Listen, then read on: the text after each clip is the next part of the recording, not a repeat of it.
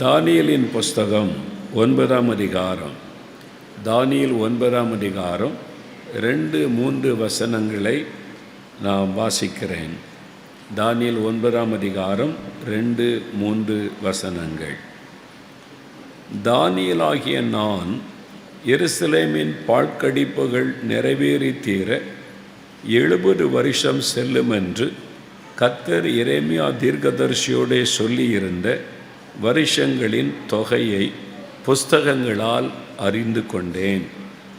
நான் உபவாசம் பண்ணி இரட்டிலும் சாம்பலிலும் உட்கார்ந்து தேவனாகிய ஆண்டவரை ஜெபத்தினாலும் விண்ணப்பத்தினாலும் தேட என் முகத்தை அவருக்கு நேராக்கினேன். இந்த தானியேல் 9ஆம் அதிகாரத்தில் தானியேல் செய்த ஒரு நீண்ட ஜெபம் எழுதப்பட்டிருக்கிறது. அவர் எப்படி ஜெபம் பண்ணினார், தேவ சமூகத்தில் மன்றாடினார் என்பது எழுதப்பட்டிருக்கிறது. அந்த ஜெபத்திற்கு எப்படி பதில் வந்தது என்பதும் சொல்லப்பட்டிருக்கிறது. அந்த ஜெபத்தின் முடிவில் பரலோகத்திலிருந்து தேவ தூதன் பதிலை கொண்டு வருகிற காரியமும் அந்த அதிகாரத்தில் எழுதப்பட்டிருக்கிறது. இது என்ன ஜெபம்? தீர்க்க தரிசன ஜெபம். தீர்க்க தரிசனத்தை அறிந்து தானியேல் ஜெபம் செய்கிறார். பாபிலோன் தேசத்திலே தேவனால் அழைக்கப்பட்ட வாக்குத்தத்தம் பண்ணப்பட்ட ஜனம் அடிமைகளாக விற்கப்பட்டு போனார்கள். அடிமைத்தனத்திலே கஷ்டப்படுகிறார்கள். தேசம் அக்கினியினால் சுட்டரிக்கப்பட்டு பாழாய் போய்விட்டது. ஜனங்கள் சிறுமை அனுபவித்து கொண்டிருக்கிறார்கள். இப்போ 70 வருடம் கடந்து விட்டது. அப்போ இதை குறித்து தேவன் என்ன தீர்க்க தரிசனம் உரைத்திருக்கிறார், இப்பொழுது நடக்கிற சம்பவங்களை குறித்தும் இனி வரப்போகிற காரியத்தை குறித்தும் தேவன் என்ன பேசி இருக்கிறார் என்று தானியேலுக்குள்ளே ஒரு எண்ணம் உண்டாகி எரேமியா 25ஆம் அதிகாரம் 11வது வசனம், எரேமியா 29ஆம் அதிகாரம் 10ஆம் வசனம், இவைகளில் அந்த தீர்க்க தரிசனம் எழுதப்பட்டிருக்கிறது. அதை அறிந்த பொழுது தானியேலுடைய உள்ளம் பாரத்தினால் நிறைந்து 70 வருஷம் கடந்து விட்டது, இன்னும் அந்த தீர்க்க தரிசனத்தின்படி மக்களுக்கு விடுதலை உண்டாகவில்லையே என்று எண்ணம் வந்த பொழுது அவர் உபவாசம் பண்ணி இரட்டிலும் சாம்பலிலும் உட்கார்ந்து கர்த்தரை நோக்கி ஜெபிக்க ஆரம்பிக்கிறார். ஆண்டவருடைய சமூகத்திலே பாவ அறிக்கை செய்து தன்னை தன் ஜனத்தோடு இணைத்து கொண்டு கதறுதலோடு அவர் ஜெபிக்கிற ஜெபத்தை நீங்கள் வாசிக்க முடியும். ஆண்டவரே இறங்கும், ஆண்டவரே நீர் எனக்கு கிருபை செய்யும், ஆண்டவரே மன்னியும் என்றெல்லாம் அவர் கதறுகிறதை நம்ம பார்க்க முடியும். அந்த ஜெபத்தினுடைய விளைவாகத்தான் பெரிய மாற்றங்களை கர்த்தர் உண்டாக்கினார். அப்போ தேவன் தீர்க்க தரிசனமாய் ஒரு காரியம் சொல்லி இருந்தால் அதை ஆராய்ந்து பார்த்து அது நிறைவேறுவதற்காகவும் அந்த காலங்களுக்காக நம்ம தேவ சமூகத்திலே ஜெபிக்க வேண்டும். அதைத்தான் தானியேலுடைய புஸ்தகத்தின் மூலம் அனுபவத்தின் மூலம் அறிந்து கொள்ளுகிறோம். இது ஒரு தீர்க்க தரிசனத்தை அறிந்து ஜெபிக்கிற ஒரு ஜெபம். இப்போ நம்முடைய காலம் இது கடைசி காலம் என்று நமக்கு தெரியும். இது வருகையின் காலம் என்று நமக்கு தெரியும். இந்த காலத்தை குறித்து, நாம் வாழ்கிற இந்த நாட்களை குறித்து தீர்க்க தரிசனம் என்ன சொல்லப்பட்டிருக்கிறது, அதை அறிந்து நாம் ஜெபம் செய்ய வேண்டும். நம்முடைய காலத்தை குறித்து தீர்க்க தரிசனம் சொல்லப்பட்டிருக்கிறது. யார் சொன்னது? இயேசுவே சொல்லி இருக்கிற தீர்க்க தரிசனம் வேத புஸ்தகத்தில் எழுதப்பட்டிருக்கிறது. வேத புஸ்தகத்தில் சொல்லப்பட்ட இயேசு கிறிஸ்துவினால் சொல்லப்பட்ட தீர்க்க தரிசனம், அதை நாம் ஆராய்ந்து அதன்படி இப்பொழுது நாம் ஜெபிக்க போகிறோம். அதில் என்ன சொல்லப்பட்டிருக்கிறது? மத்தேயு 24ஆம் அதிகாரம் 3 முதல் 9 வசனங்களை நீங்கள் வாசித்து பார்க்கும் பொழுது ஒரு காரியத்தை தெளிவாக நீங்கள் அறிய முடியும். இயேசு கிறிஸ்து ஒலிவ மலையில் அமர்ந்திருக்கும் பொழுது இயேசுடைய சீஷர்கள் ஆண்டவரிடத்தில் வந்து கேட்கிறார்கள், உம்முடைய வருகைக்கும் உலகத்தின் முடிவுக்கும் அடையாளம் என்ன? நீர் மறுபடியும் திரும்ப 2வது விசை வருவதற்கும் உலகத்தின் முடிவுக்கும் அடையாளம் என்ன? ஏனென்றால் இயேசுடைய 2ஆம் வருகை அது ரொம்ப முக்கியமானது. அந்த வருகை குறித்து சீஷர்கள் கேள்விப்பட்டிருந்ததுனால அது எப்போ நடக்கும் என்பதை அறிந்து கொள்ள வாஞ்சித்து அடையாளத்தை அவர்கள் கேட்கிறார்கள். அப்பொழுது ஆண்டவர் பல காரியத்தை சொல்லிக்கொண்டே வருகிறார். வரும் பொழுது முக்கியமான சில காரியத்தை இயேசு சொல்லுவதை நீங்கள் பார்க்க முடியும். முதலாவது 6வது வசனத்தில் யுத்தங்களின் செய்திகளை கேள்விப்படுவீர்கள். அடுத்தது பஞ்சங்கள், கொள்ளை நோய்கள், பூமி அதிர்ச்சிகள், கிறிஸ்தவர்களுக்கு வரக்கூடிய உபத்திரவங்கள், சுவிசேஷம் சகல மக்களுக்கும் அறிவிக்கப்படும். இப்படியெல்லாம் ஆண்டவர் பல அடையாளங்களை சொல்லிக்கொண்டே வருகிறார். அதுதான் கடைசி காலம் என்பதற்கு மிக முக்கியமான அடையாளங்கள். ஆண்டவருடைய வருகை சமீபித்து விட்டது, நம் உலகத்தின் கடைசி காலத்துக்குள் வந்துவிட்டோம் என்பதற்கான முக்கியமான அடையாளங்கள். இது நம்முடைய காலத்தில் தீவிரமாய் நடக்கிறதை பார்க்க முடியும். இன்றைக்கு யுத்தங்களின் செய்திகள் என்று ஆண்டவருடைய வார்த்தையில் இயேசு சொல்லி இருக்கிறார். ரஷ்யா உக்ரைன் யுத்தம் வரும் என்று நம்ம யாருமே நினைத்து பார்க்கவில்லை. அந்த யுத்தம் கிட்டத்தட்ட 1 வருஷமாகிவிட்டது. 11 மாதங்களை கடந்து யுத்தம் நடந்து கொண்டே இருக்கிறது. ஜனங்கள் கொல்லப்பட்டு கொண்டிருக்கிறாங்க, பட்டணங்கள் அழிக்கப்பட்டு கொண்டே இருக்கிறது. இப்பொழுது அந்த தேசத்தில் நடக்கிற யுத்தம் உலகத்தில் வேறு யாரும் அதை குறித்து யோசிப்பதாகவே தெரியவில்லை. ஆனால் அந்த மக்கள் அழிந்து கொண்டிருக்கிறாங்க, பட்டணங்கள் பாழாகி கொண்டிருக்கிறதை நம்ம பார்க்கிறோம். சீனா தேசம் தைவான் மீது எந்த சமயத்தில் யுத்தம் பண்ணலாம், கப்பல் படையை கொண்டு வந்து கடலில் குவித்திருக்கிறார் என்ற செய்தி வந்திருக்கிறது. அப்போ தைவானுக்கு மீது சீனா யுத்தத்தை ஆரம்பித்து விடக்கூடும், அது உலகத்தில் மிகப்பெரிய பாதிப்பை கொண்டு வரும் என்று சொல்லி உலக நாடுகள் பயந்து கொண்டிருக்கிறது. இந்த பக்கம் சீனா இந்தியாவோடு கூட யுத்தம் பண்ணி கொண்டே தான் இருக்கிறது, எல்லையிலே பதஷ்டமான சூழ்நிலை. இன்னொரு பக்கம் பாகிஸ்தான் எந்த நேரத்திலும் இந்தியாவோடு யுத்தம் பண்ணக்கூடும். ஒருவேளை இந்தியாவை தாக்க நினைத்தால் சீனாவும் பாகிஸ்தானும் ஒரே நேரத்தில் யுத்தத்தை துவங்குவார்கள் என்ற செய்தி சமீப நாட்களிலே செய்தித்தாள்களிலே வருகிறது. யுத்தங்களின் செய்திகள் கேட்டுக்கொண்டிருக்கிறோம். சவுதி அரேபியா ஏமன் தேசத்தின் யுத்தம் பல வருடங்களாக நடந்து கொண்டே இருக்கிறதை நாம் அறிந்திருக்கிறோம்.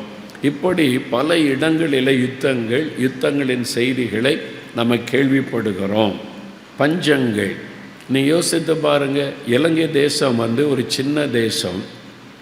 அங்கே மக்கள் தொகையே சுமார் 2,30,000 அவ்வளவுதான், அதாவது 2,30,00,000 அவ்வளவுதான் அந்த ஜனத்தொகையே.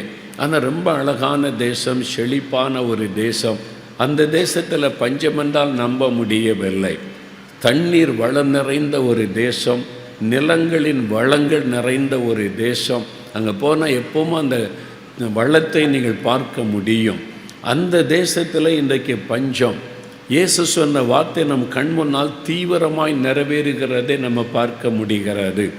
இந்த பஞ்சம் பாருங்கள், அந்த இலங்கை தேசத்தில் 2 வீலர் வச்சுருந்தீங்கன்னா பெட்ரோல் டீசல் ரேஷன் ஒரு வாரத்துக்கு உங்களுக்கு 4 லிட்டர் பெட்ரோல் தான் தருவாங்க. 4 வீலர் வச்சுருக்கீங்க அப்படின்னு சொன்னால் ஒரு வாரத்துக்கு 20 லிட்டர் தான் போட முடியும், அதுக்கு மேலே உங்களுக்கு கிடைக்காது. இலங்கையில் நீங்கள் எங்கே போனாலும் சரி உங்களுக்கு கிடைக்காது. அது மாதிரி அவங்க எல்லாமே செல்ஃபோன் வழியாக செய்தி அனுப்பி, அவங்க கோடு அனுப்பி அதன்படி தான் அவங்க பெற்றுக்கொள்ள முடியும். அதனால் இலங்கைக்கு போனால் இப்போது அதிகமான ட்ராவல் பண்ணுவதை பார்க்க முடியலை. மக்கள் காரில் இதில் பைக்கில் ட்ராவல் பண்ணுறதை பார்க்க முடியவில்லை.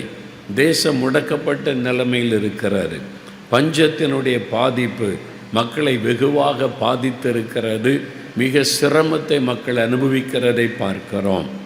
அது மாத்திரம் இல்லை, பாகிஸ்தானில் பொருளாதார வீழ்ச்சி, அங்கும் பஞ்சம் ஆரம்பித்து விட்டது என்ற செய்தி சமீப நாட்களிலே செய்தியிலே வந்து கொண்டிருக்கிறது. நம்முடைய கண்களுக்கு முன்பாக இயேசுடைய தீர்க்க தரிசனம் நிறைவேறி கொண்டு வருகிறதை நம்ம பார்க்கிறோம். அது மாத்திரம் இல்லை, வளர்ந்த நாடுகள், பணக்கார நாடுகள் என்று சொல்லப்படுகிற ஐரோப்பா நாடுகளிலே கூட பஞ்சம் நுழைய ஆரம்பித்து விட்டது. பிரான்ஸ் தேசத்தில் அங்கேயும் இந்த மாதிரி கரண்ட் யூஸ் பண்ணுவதற்கு அவங்க ஒரு திட்டம் வைத்து விட்டார்கள், ரேஷன் வைத்து விட்டார்கள். ஒரு நாளைக்கு இவ்வளோ தான் கரண்ட் யூஸ் பண்ண முடியும். அங்கே ரொம்ப குளிராக இருக்கும். வீடுகளை ஹீட்டர் பண்ணி வச்சுருப்பாங்க. ஹீட்டர் வச்சு ஹீட் பண்ணால் தான் வீட்டுக்குள்ளே கூட இருக்க முடியும். அதற்கு கரண்ட்டு தேவை, அதுக்கு கேஸு தேவை, டியூப் வழியாக வரும். இப்போ அதுக்கு ரேஷன் வச்சுட்டாங்க. இவ்வளோ தான் உங்களுக்கு கேஸ் அனுப்பப்படும், இவ்வளோ தான் கரண்ட்டு செலவு செய்ய வேண்டும் அப்படின்னா வீட்டுக்குள்ளே கூட குளிர் அவங்களை ஆட்டிக்கொண்டு இருக்கிறாரு. ஃப்ரான்ஸ்லேருந்து வந்திருந்த ஒரு பாஸ்டரை நான் சமீபத்தில் சந்தித்தேன். அந்த பாஸ்டர் சொன்னாங்க, பிரதர், இலங்கை விட பிரான்ஸ் தேசத்தில் மோசமான காரியம் நடந்து கொண்டு இருக்கிறாரு. மக்கள் ரொம்ப பாதிக்கப்பட்டிருக்கிறாங்க. பெட்ரோல் டீசலுக்கு கூட ரேஷன் வந்துவிட்டார் என்பதாக. இன்னும் பாருங்கள், இந்த வருஷத்தில் ஐரோப்பா நாடுகள், வளர்ந்த நாடுகள் கூட பஞ்சத்தினால் பாதிக்கப்பட போகிற செய்தியை நீங்கள் கேட்க போகிறீங்க. பெரிய பெரிய நாடுகள், அமெரிக்கா, இங்கிலாந்து, வளர்ந்த நாடுகள், செல்வ செழிப்பான நாடுகள் என்று சொல்லப்படுகிற நாடுகளிலே கூட ஒரு துண்டு ரொட்டிக்காக மக்கள் கீவில் நிற்பாங்க. நீங்கள் அந்த செய்தியை கேள்விப்படுவீர்கள். ஆண்டவர் இயேசு சொன்ன கடைசி கால அடையாளம் தீவிரமாய் நிறைவேறி கொண்டு வருகிறார். தீர்க்க தரிசன வார்த்தை, இயேசுடைய தீர்க்க தரிசன வார்த்தை நிறைவேறி கொண்டு வருகிறதை நம்ம பார்க்கிறோம். கொள்ளை நோய், ஆண்டவர் சொன்ன மாதிரி கொள்ளை நோய். நீங்கள் பாருங்கள், இந்த கொள்ளை நோய் இன்றைக்கி பலவிதமான கொள்ளை நோய்கள் வந்தாலும் அந்த கொரோனா கொள்ளை நோய் தான் மிகப்பெரிய பாதிப்பை உலக அளவில் உண்டாக்கினது. அந்த கொள்ளை நோய் குறித்த ஒரு காரியத்தை அறிந்து கொள்ள வேண்டும். அதோடு கூட பூமி அதிர்ச்சிகள் பல இடத்தில் உண்டாகி கொண்டு இருக்கிறது. சமீபத்தில் இந்தோனேஷியாவில் உண்டான பூமி அதிர்ச்சி அந்த தேசத்தையே கொலிக்க விட்டார். இன்னும் பெரிய பூமி அதிர்ச்சிகளும் பேரழிவை உண்டாக்குகிற பூமி அதிர்ச்சிகள் உண்டாகிற செய்தியை நம்ம கேள்விப்படுவோம். இந்த கொள்ளை நோய் தான் மிகப்பெரிய ஒரு அடையாளமாக இருக்கிறது. ஒருவேளை இதெல்லாம் நம்ம சொல்லும் பொழுது இயேசு 2000 ஆண்டுகளுக்கு முன்பாக சொன்னார். அதன் பிறகு எத்தனை யுத்தங்கள் நடந்திருக்கிறது, எத்தனை பூமி அதிர்ச்சிகள் வந்திருக்கிறது, அது எவ்வளவு கொள்ளை நோய்கள் வந்திருக்கிறது, எவ்வளவு பஞ்சங்கள் வந்திருக்கிறது. அப்படியானால் இதுதான் அந்த கடைசி காலம் என்று எப்படி சொல்ல முடியும் என்ற எண்ணம் நம்முடைய உள்ளத்தில் வந்து கொண்டிருக்கலாம். இயேசு சொன்ன மிகப்பெரிய முக்கியமான அடையாளம், நாம் கடைசி வினாடிக்குள்ளே வந்துவிட்டோம் என்பதற்கான முக்கியமான அடையாளம். வேத புஸ்தகத்தில் இயேசு சொன்ன வார்த்தை கவனமாக பாருங்கள். லூக்கா எழுதின சுவிசேஷம் 21ஆம் அதிகாரம் 35, 36 வசனங்களை நான் வாசிக்கிறேன். லூக்கா 21ஆம் அதிகாரம் 35, 36 வசனம். பூமியில் எங்கும் குடியிருக்கிற அனைவர் மேலும் அது ஒரு கண்ணியை போல வரும்.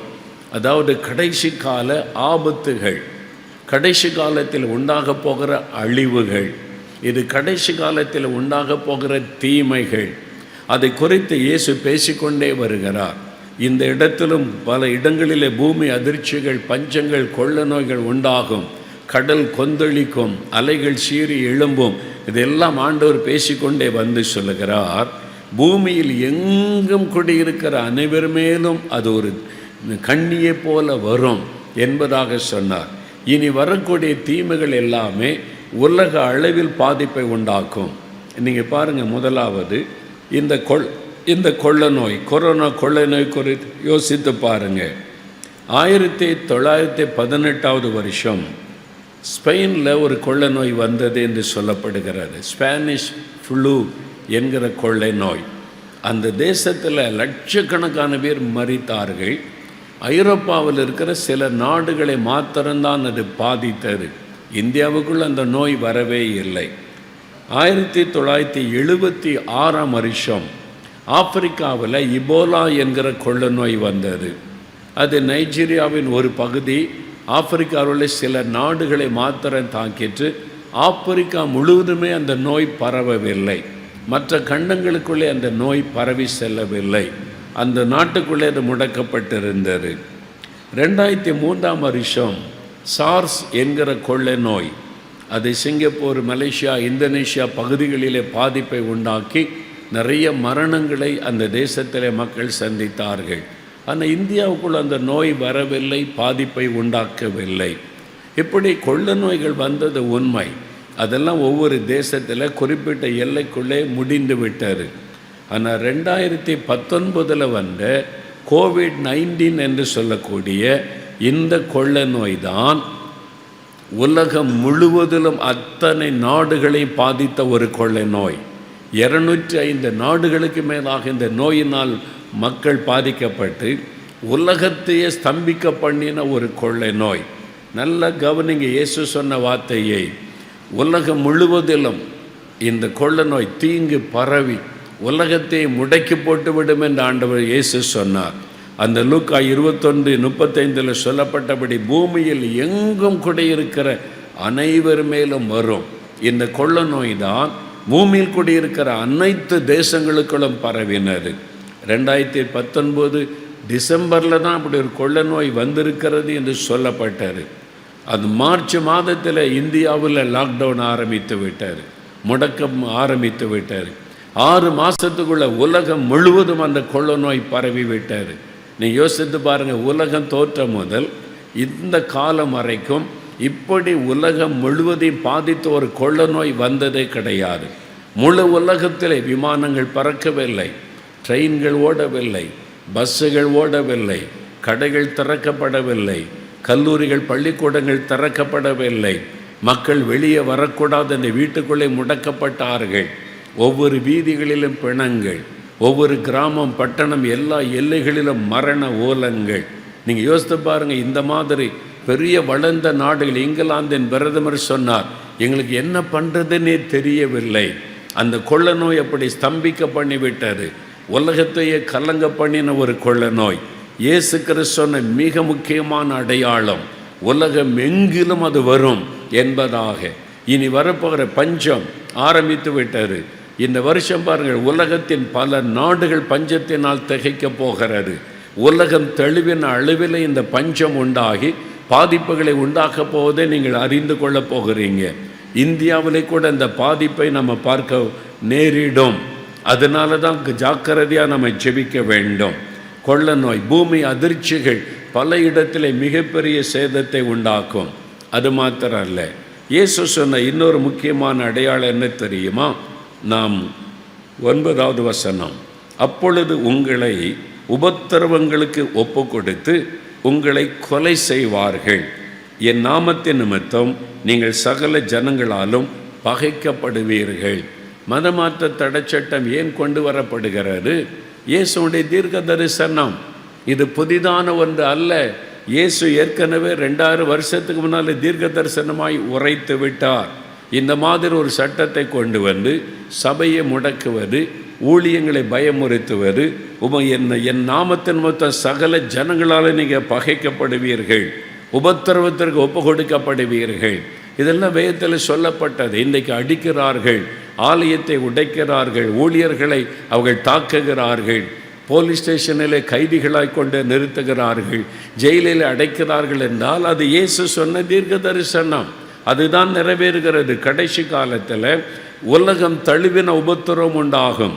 இந்தியாவில் மாத்திரமல்ல, அமெரிக்காவில், இங்கிலாந்தில், கிறிஸ்தவ நாடுகள் என்று சொல்லக்கூடிய நாடுகளிலே கூட உண்மையான சபைகளுக்கும் ஊழியங்களுக்கும் உபத்திரவம் உண்டாவதை நீங்கள் அறிவீர்கள், சீக்கிரம் கேள்விப்படுவீர்கள். அந்த உபத்திரவம் முழு உலகத்திலும் காணப்படும். ஆனால் அது சபையை பாதிக்காது. அது எழுப்புதலை பரவ செய்கிறதாக இருக்கும்.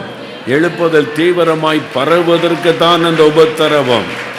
அந்த உபத்திரவம் சபையை முடைக்க விடாது, அந்த உபத்திரவம் ஊழியத்தை முடைக்க விடாது, அந்த உபத்திரவங்கள் ஆண்டவருடைய வல்லமையை முடைக்க விடாது. வேகமாக சபைகள் வளரும். உபத்திரவத்தில் தான் சபைகள் வேகமாய் வளரும். உபத்திரவத்தில் தான் சுவிசேஷம் வேகமாய் பரவி செல்லும். உபத்திரவத்தில் தான் ஆண்டவருடைய வல்லமை பலமாய் வெளிப்படும். இனிமேல் தான் இந்தியா தேசம் ஜீவனுள்ள தேவன் யார் என்பதை அறிந்து கொள்ளும்.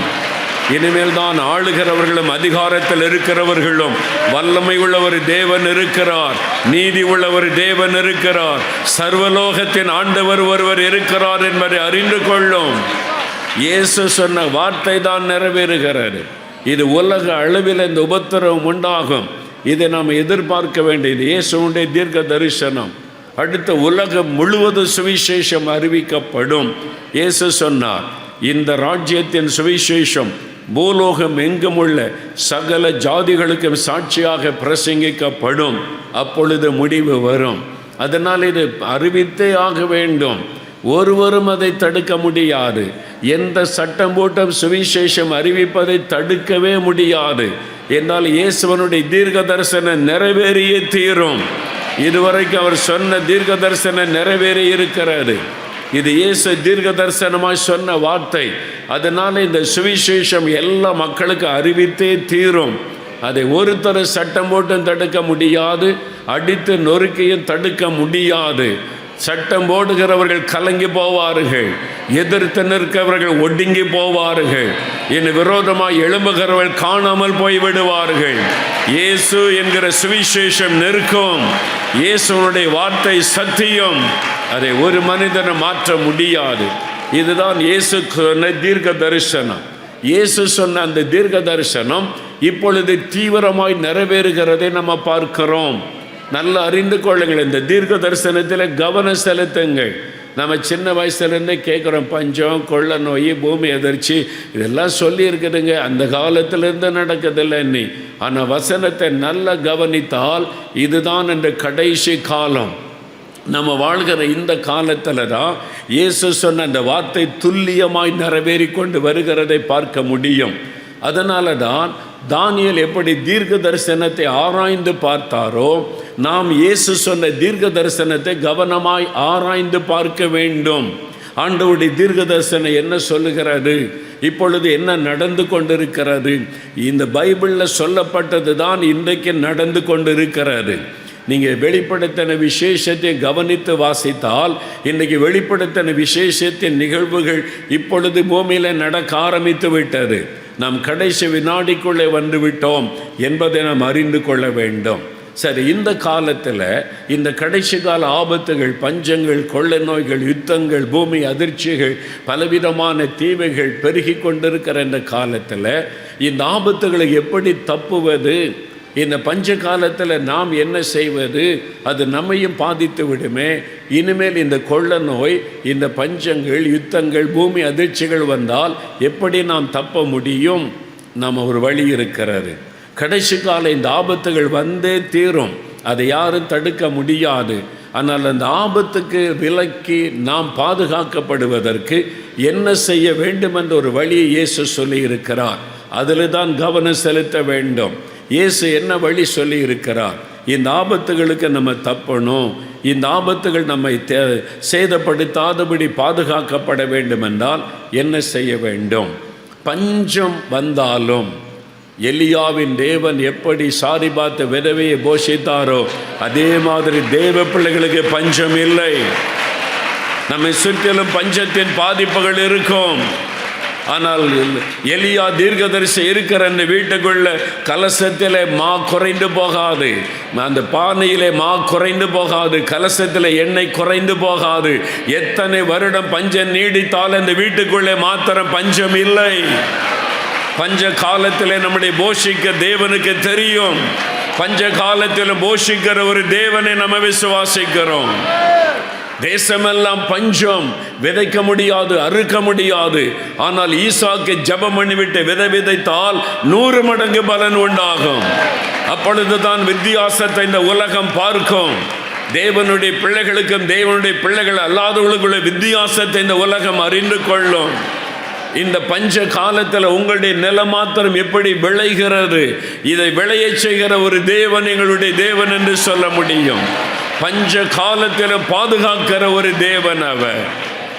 கொள்ள நோய் காலத்தில் நம்மை பாதுகாத்ததுனால தானே நம்ம உயிரோடு இருக்கிறோம். நம்மை பாதுகாக்க அவருக்கு தெரியும். அதனால பஞ்சத்தை கண்டு பயப்பட தேவையில்லை, கொள்ள நோய் கொண்டு பயப்பட தேவையில்லை, உபத்திரவத்தை கண்டு பயப்பட தேவையில்லை. பூமி அதிர்ச்சிகளை வந்தாலும் எல்லாம் பாதிக்கப்பட்டாலும் நீங்கள் பாதிக்கப்படாமல் நிற்பீர்கள். அது கர்த்தருக்கு தெரியும் எப்படி பாதுகாக்க வேண்டும் என்று. குஜராத்தில் ஒரு பெரிய ஒரு பூமி அதிர்ச்சி உண்டானது, எர்த்குவேக் வந்தது, பெரிய அழிவை கொண்டு வந்தது. நமக்கு தெரியும் 20 வருஷத்துக்கு முன்னால் அந்த குஜராத்தில் உண்டான பாதிப்பு. நான் போயிருந்தேன். அங்கே இருக்கிற பாதிக்கப்பட்ட மக்களுக்கு உதவி செய்ய வேண்டும் என்று ஒரு மிஷினரி அழைத்து கொண்டு குஜராத்துக்கு போய் 150 மைல்கள் பிரயாணப்பட்டு கிராமங்கள், பட்டணங்கள் எல்லாம் நான் போய் பார்த்தேன். சின்ன கிராமத்திலிருந்து பட்டணம் வரைக்கும் பாதிக்கப்பட்டு அரண்மனை போன்ற வீடுகளெல்லாம் நொறுங்கி கிடக்கிறாரு. சில பெரிய வீடுகள் அப்படியே இருந்தது. வெளியே நல்லா இருக்குதுன்னா வீட்டுக்குள்ளே யாருமே தங்கலை. வெளியில் அந்த ரோட்டு ஓரத்தில் டென்ட் போட்டு தங்கியிருக்கிறாங்க பெரிய பெரிய கோடீஸ்வரர்கள், பெரிய பெரிய பிஸ்னஸ் பீப்புள். நான் போய் பார்த்தேன், வீடு நல்லா தான் இருக்குன்னு உள்ளே போய் பார்த்தா பெரிய பெரிய கீறல்கள் விழுந்து எந்த நேரத்தில் அது நொறுங்கி விழும் அப்படி தான் இருந்தது. காந்திதாம் என்கிற ஒரு பட்டணம் இருக்கிறாரு குஜராத்தில், கடற்கரை பட்டணம். கடைசியில் இரவில் அங்கே போய் சேர்ந்தோம். அங்கே உள்ள ஒரு விசுவாசி, அரசாங்கத்தில் அதிகாரியாக பணி செய்கிற ஒரு நார்த் இந்தியன் விசுவாசி, அவருடைய வீட்டில் நாங்கள் போய் தங்கினோம். அப்பொழுது நான் அவர்கிட்ட பேசும்போது நான் கேட்டேன், இந்த எர்த்குவேக் வந்தபோது, பூமி அதிர்ச்சி வந்தபோது எங்கே இருந்தீங்க? அவர் சொன்னார், காலை நேரம் நான் நியூஸ் பேப்பர் வாசித்து கொண்டு இருந்தேன். பிள்ளைகள் காலேஜுக்கு புறப்பட்டு கொண்டு இருந்தாங்க. மனைவி கிச்சனில் வேலை செய்து கொண்டிருந்த போது திடீரென்று வீடு அசைய ஆரம்பித்தது. ஏதோ நடக்குதுன்னு சொல்லி எல்லோரும் வெளியே வாங்கன்னு கூப்பிட்டேன். நாங்கள் இந்த முற்றத்தில், வீட்டுக்கு முன்னால் முற்றத்தில் நின்றோம். அவர் சொன்னார், எங்களுடைய காலுக்கு கீழே அந்த பூமி 2.5 அடி அப்படி உயர்ந்து தாழ்ந்ததான். 2.5 அடி உயரத்துக்கு பூமி 2 முறை அப்படி அலை மாதிரி எழும்பினது. அவ்வளோதான், மட மட மடன்னு சத்தம், கட்டடங்கள் நொறுங்கி விழுந்தது, கூக்குரல், அழுகையின் சத்தம், கதறுதல், எங்கே பார்த்தாலும் மரண ஓலம். நான் உடனே ஓடிப்போய் எத்தனை பேர் ஆஸ்பத்திரிக்கு அனுப்ப முடியுமோ காப்பாற்றி அனுப்பினேன். அவர் சொல்லிட்டு சொன்னார், இந்த பக்கத்தில் எங்கள் தெருவில் இந்த பக்கம் வீடுகள், இந்த பக்கம் வீடுகள், பக்கத்து தெரு, பின்பக்க தெரு, எல்லா இடத்துலையுமே ஒரு வீடு கூட பாதிக்கப்படாமல் இல்லை. அத்தனை வீடுகளிலும் ஜனங்கள் வீட்டுக்கு வெளியில் டென்ட் போட்டு தங்கி இருக்கிறாங்க. ஆனால் எங்கள் வீட்டில் ஒரு கீறல் கூட விழவில்லை.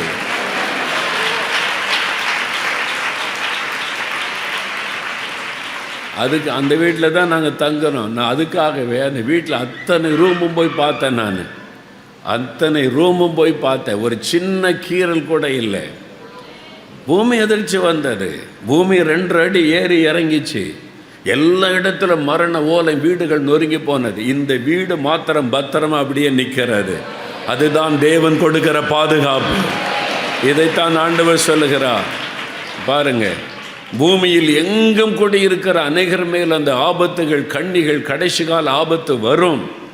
ஆனால் இனி சம்பவிக்க போகிற இவைகளுக்கு நீங்கள் தப்பி, நல்ல இயேசு சொல்லுகிற வார்த்தை கவனிங்க, நீங்கள் தப்பணுமானால், இந்த கடைசி கால ஆபத்துகளுக்கு நீங்கள் தப்ப வேண்டுமானால், நீங்கள் பாதுகாக்கப்பட வேண்டுமானால், இயேசு கிறிஸ்து வரும்பொழுது அவருக்கு முன்பாக போய் நிற்பதற்கு பாத்திரவான்களாக எண்ணப்பட வேண்டுமானால் 2 காரியம் சொல்ல. ஒன்று, இந்த ஆபத்துக்கு நீங்கள் தப்பணும், கடைசி கால ஆபத்துக்கு.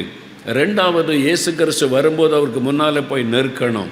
அதற்கு ஒரு ஆலோசனை இயேசு சொன்னார், ஒரு மருந்து சொல்லுகிறார், எப்பொழுதும் ஜெபம் பண்ணி விழித்திருங்கள். எப்பொழுதும்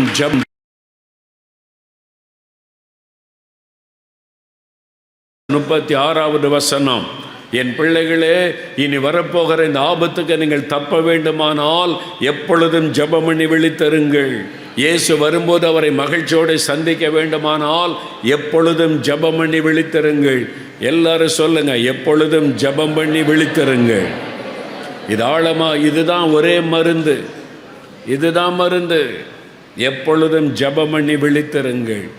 எப்பொழுதும் ஜெபித்து கொண்டே இருந்தால் நம்மை சுற்றிலும் எத்தனை ஆபத்துகள், பஞ்சங்கள், கொள்ள நோய்கள், பூமி அதிர்ச்சிகள், இயற்கையின் ஆபத்துகள் எத்தனை வந்தாலும் ஆண்டவருடைய கரம் உங்களை பாதுகாத்து நடத்தும். ஜெபிக்கிறவர்களைத்தான் ஆண்டவருடைய கரம் பாதுகாக்கும். எப்பொழுதும் ஜெபிக்கிறதுன்னா எப்படிங்க ஜெபிக்கிறது? எப்பொழுதும் ஜெபிக்கிறது. நாங்கள் 5 நிமிஷத்தில் அகில உலகத்துக்குமே ஜெபிச்சு முடிக்கிற ஆட்கள். அதுவும் எங்களுக்காக தான் என்ன ஆசீர்வதி, என் பிள்ளைகள் ஆசீர்வதி, மனைவி ஆசீர்வதி, கணவர் ஆசீர்வதி, வியாபாரத்தை ஆசீர்வதியும், எங்கள் ஆசீர்வதியும். இதுதானே பெரும்பாலான கிறிஸ்தவருடைய ஜெபமாக இருக்குது. ஒரு சுயநலமான ஜெபம். எப்பொழுது எப்பொழுது இதே சொல்லி ஜெபிக்கிறதான்னு கேட்டால் எவ்வளோ காரியம் இருக்குது. மதுரைக்காக ஜெபித்தோம்ல, மதுரை சிட்டிக்குள்ளே இவ்வளோ பிரச்சனை இருக்குன்னா இந்திய அளவில் எவ்வளோ பிரச்சனை இருக்கிறது. நம்ம ஜெபிக்க வேண்டிய காரியம் எவ்வளோ இருக்கிறது. 1 தீமோத்தேயு 2:1-2 வசனத்தில் ஆண்டவர் எல்லா மக்களுக்காக ஜெபிங்க, எல்லாரும் ரட்சிக்கப்பட நான் விரும்புகிறேன், சித்தமுள்ளவராக இருக்கிறேன் அதிகாரத்தில் உள்ளவங்களுக்காக ஜெபம் பண்ணுங்க. வயலில் எழுதிருக்குல்ல, எபேசியர் 6:18 சகல பரிசுத்தவான்களுக்காக ஜெபம் பண்ணுங்க. அப்படி நம்ம ஜெபிக்க வேண்டிய எத்தனை காரியத்தை வேதம் சுட்டி காண்பிக்கிறது. நம்ம ஜெபிக்க வேண்டிய எவ்வளோ காரியம் இருக்கிற நம்முடைய தேசத்தில், நம்முடைய பட்டணத்தில், நம்ம இருக்கிற இடத்துல. அதனால் தான் இயேசு சொல்லுகிறார், எப்பொழுதும் ஜெபம் பண்ணி விழித்திருங்கள். அதுதான் உங்களை பாதுகாக்கும். ஆபத்துக்கு விலக்கி நீங்கள் பாதுகாக்கப்படணுமானா எப்பொழுதும் ஜெபம் பண்ணி விழித்திருங்கள் என்று ஆண்டவர் சொல்லுகிறார். மத்தேயு 26:41 விழித்திருந்து ஜெபம் பண்ணுங்கள் என்று இயேசு சொல்லுவதை நம்ம பார்க்கிறோம். எப்பொழுதும் விழித்திருந்து ஜெபம் பண்ணுங்கள். அப்போது இந்த எப்பொழுதும் ஜெபிக்கணும் எப்படிங்க முடியும் என்றால், இந்த கடைசி காலத்தில் தேவன் ஒரு அபிஷேகத்தை தருகிறார். ஆண்டவர் தன்னுடைய பிள்ளைகளுக்கு, ஊழியர்களுக்கு, ஊழியக்காரிகளுக்கு, தன்னுடைய ஜனத்திற்கு ஒரு அபிஷேகத்தை தருகிறார். இந்த அபிஷேகம் ஜெப அபிஷேகம். பலவிதமான அபிஷேகங்களை வேதம் சொல்லுகிறது. ஜெபிக்கிறதற்கு ஒரு அபிஷேகம் நமக்கு அவசியம். அல்லேலூயா.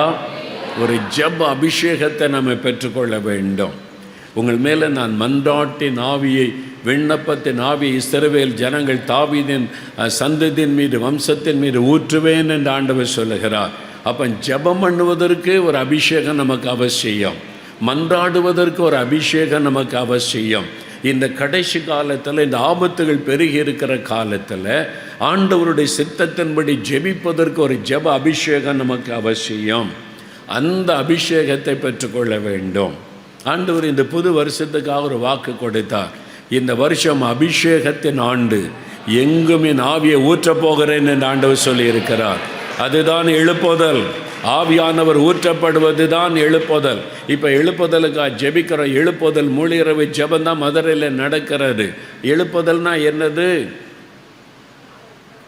ஆவியானுடைய ஊற்றப்படுதல், outpouring of the Holy Spirit. யோவேல் 2:28 மாம்சமான யாவர் மேலே ஆவியை ஊற்றுவேன். எழுப்புதலை கொண்டு வருகிறவர் பரிசுத்த ஆவியானவர். மனிதனால் எழுப்புதலை கொண்டு வரவே முடியாது. ஆவியானவர், அந்த அபிஷேகம் பலமாய் ஊற்றப்படுவது தான் எழுப்புதல். அப்போ ஆவியானவர் ஊற்றப்படும் போது என்ன நடக்கும்? திரள் கூட்ட மக்கள் மனம் திரும்பி ரட்சிக்கப்பட்டு சபையில் சேர்க்கப்படுவார்கள்.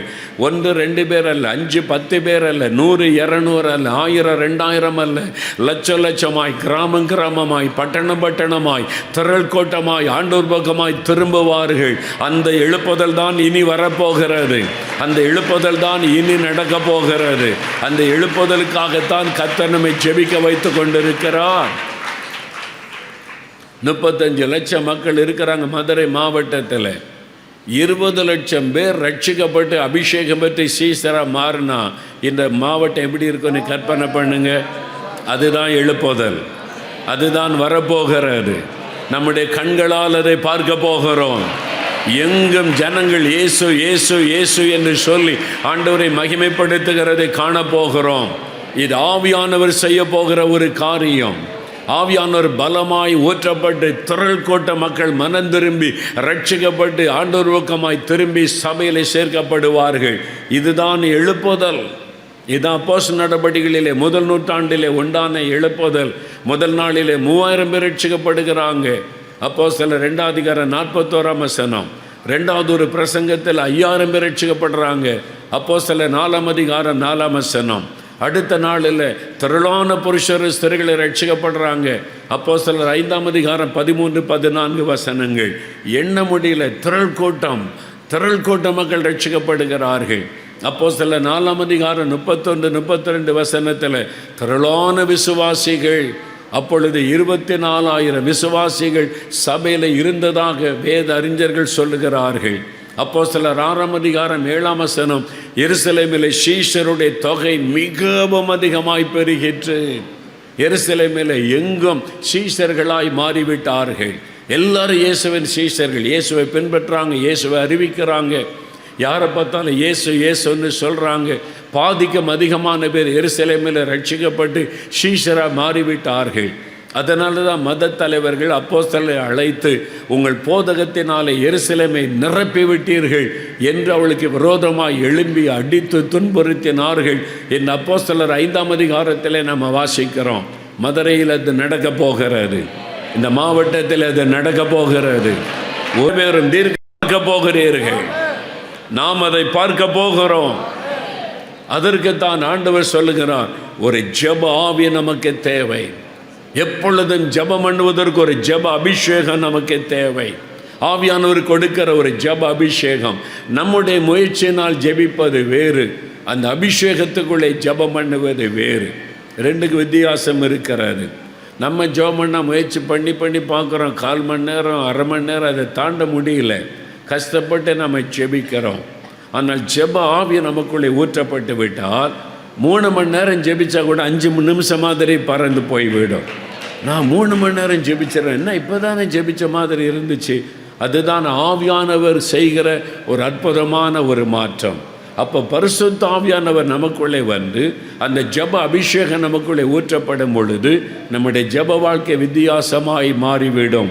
அல்லேலூயா. அதனால் அந்த அபிஷேகத்தை, ஒரு ஜெப அபிஷேகத்தை கர்த்தர் உங்கள் மேலே ஊற்ற போகிறார். மன்றாட்டின் ஆவி உங்கள் மேலே ஊற்ற போகிறார். அந்த அபிஷேகத்தை பெற்றுக்கொண்டு விட்டால் இரவும் பகலும் ஜெபம் பண்ணுவீங்க. உங்களுடைய தூக்க நேரம் குறைந்து விடும், ஜெபிக்கிற நேரம் அதிகமாகிவிடும், மனிதரோடு பேசுகிற நேரம் குறைந்து விடும், ஜெபிக்கிற நேரம் அதிகமாகிவிடும், செல்ஃபோனில் பேசுகிற நேரம் தன்னால் குறைந்து போய்விடும், ஆண்டவரிடத்தில் ஜெபிக்கிற நேரம் அதிகமாகிவிடும். இனிமேல் அப்படித்தான் ஆவியானவர் செய்ய போகிறார். என்னால் ஆவியானவர் சகலத்தையும் மறுரூபப்படுத்துகிற தேவன். அந்த ஜெபத்தில் 2 விதமான காரியத்தை சொல்லி ஜெபிக்க போகிற. ஒன்று, ரோமர் 8ஆம் அதிகாரம் 26வது வசனம். ரோமர் 8:26 ஆவியானவர் தாமே நமது பலவீனங்களில் நமக்கு உதவி செய்கிறார். நாம் ஏற்றபடி வேண்டிக் கொள்ள வேண்டியது இன்னதென்று அறியாதிருக்கிறபடியால் ஆவியானவர் தாமே வாக்கு கடங்காத பெருமூச்சுகளோடு வேண்டுதல் செய்கிறார். இது மன்றாட்டின் ஆவி.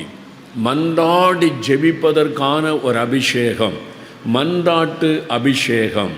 தி அனாயிண்டிங் ஆஃப் இன்டர்செஷரி ப்ரேயர். நீங்கள் மன்றாடி ஜெபிப்பதற்கான ஒரு அபிஷேகம்.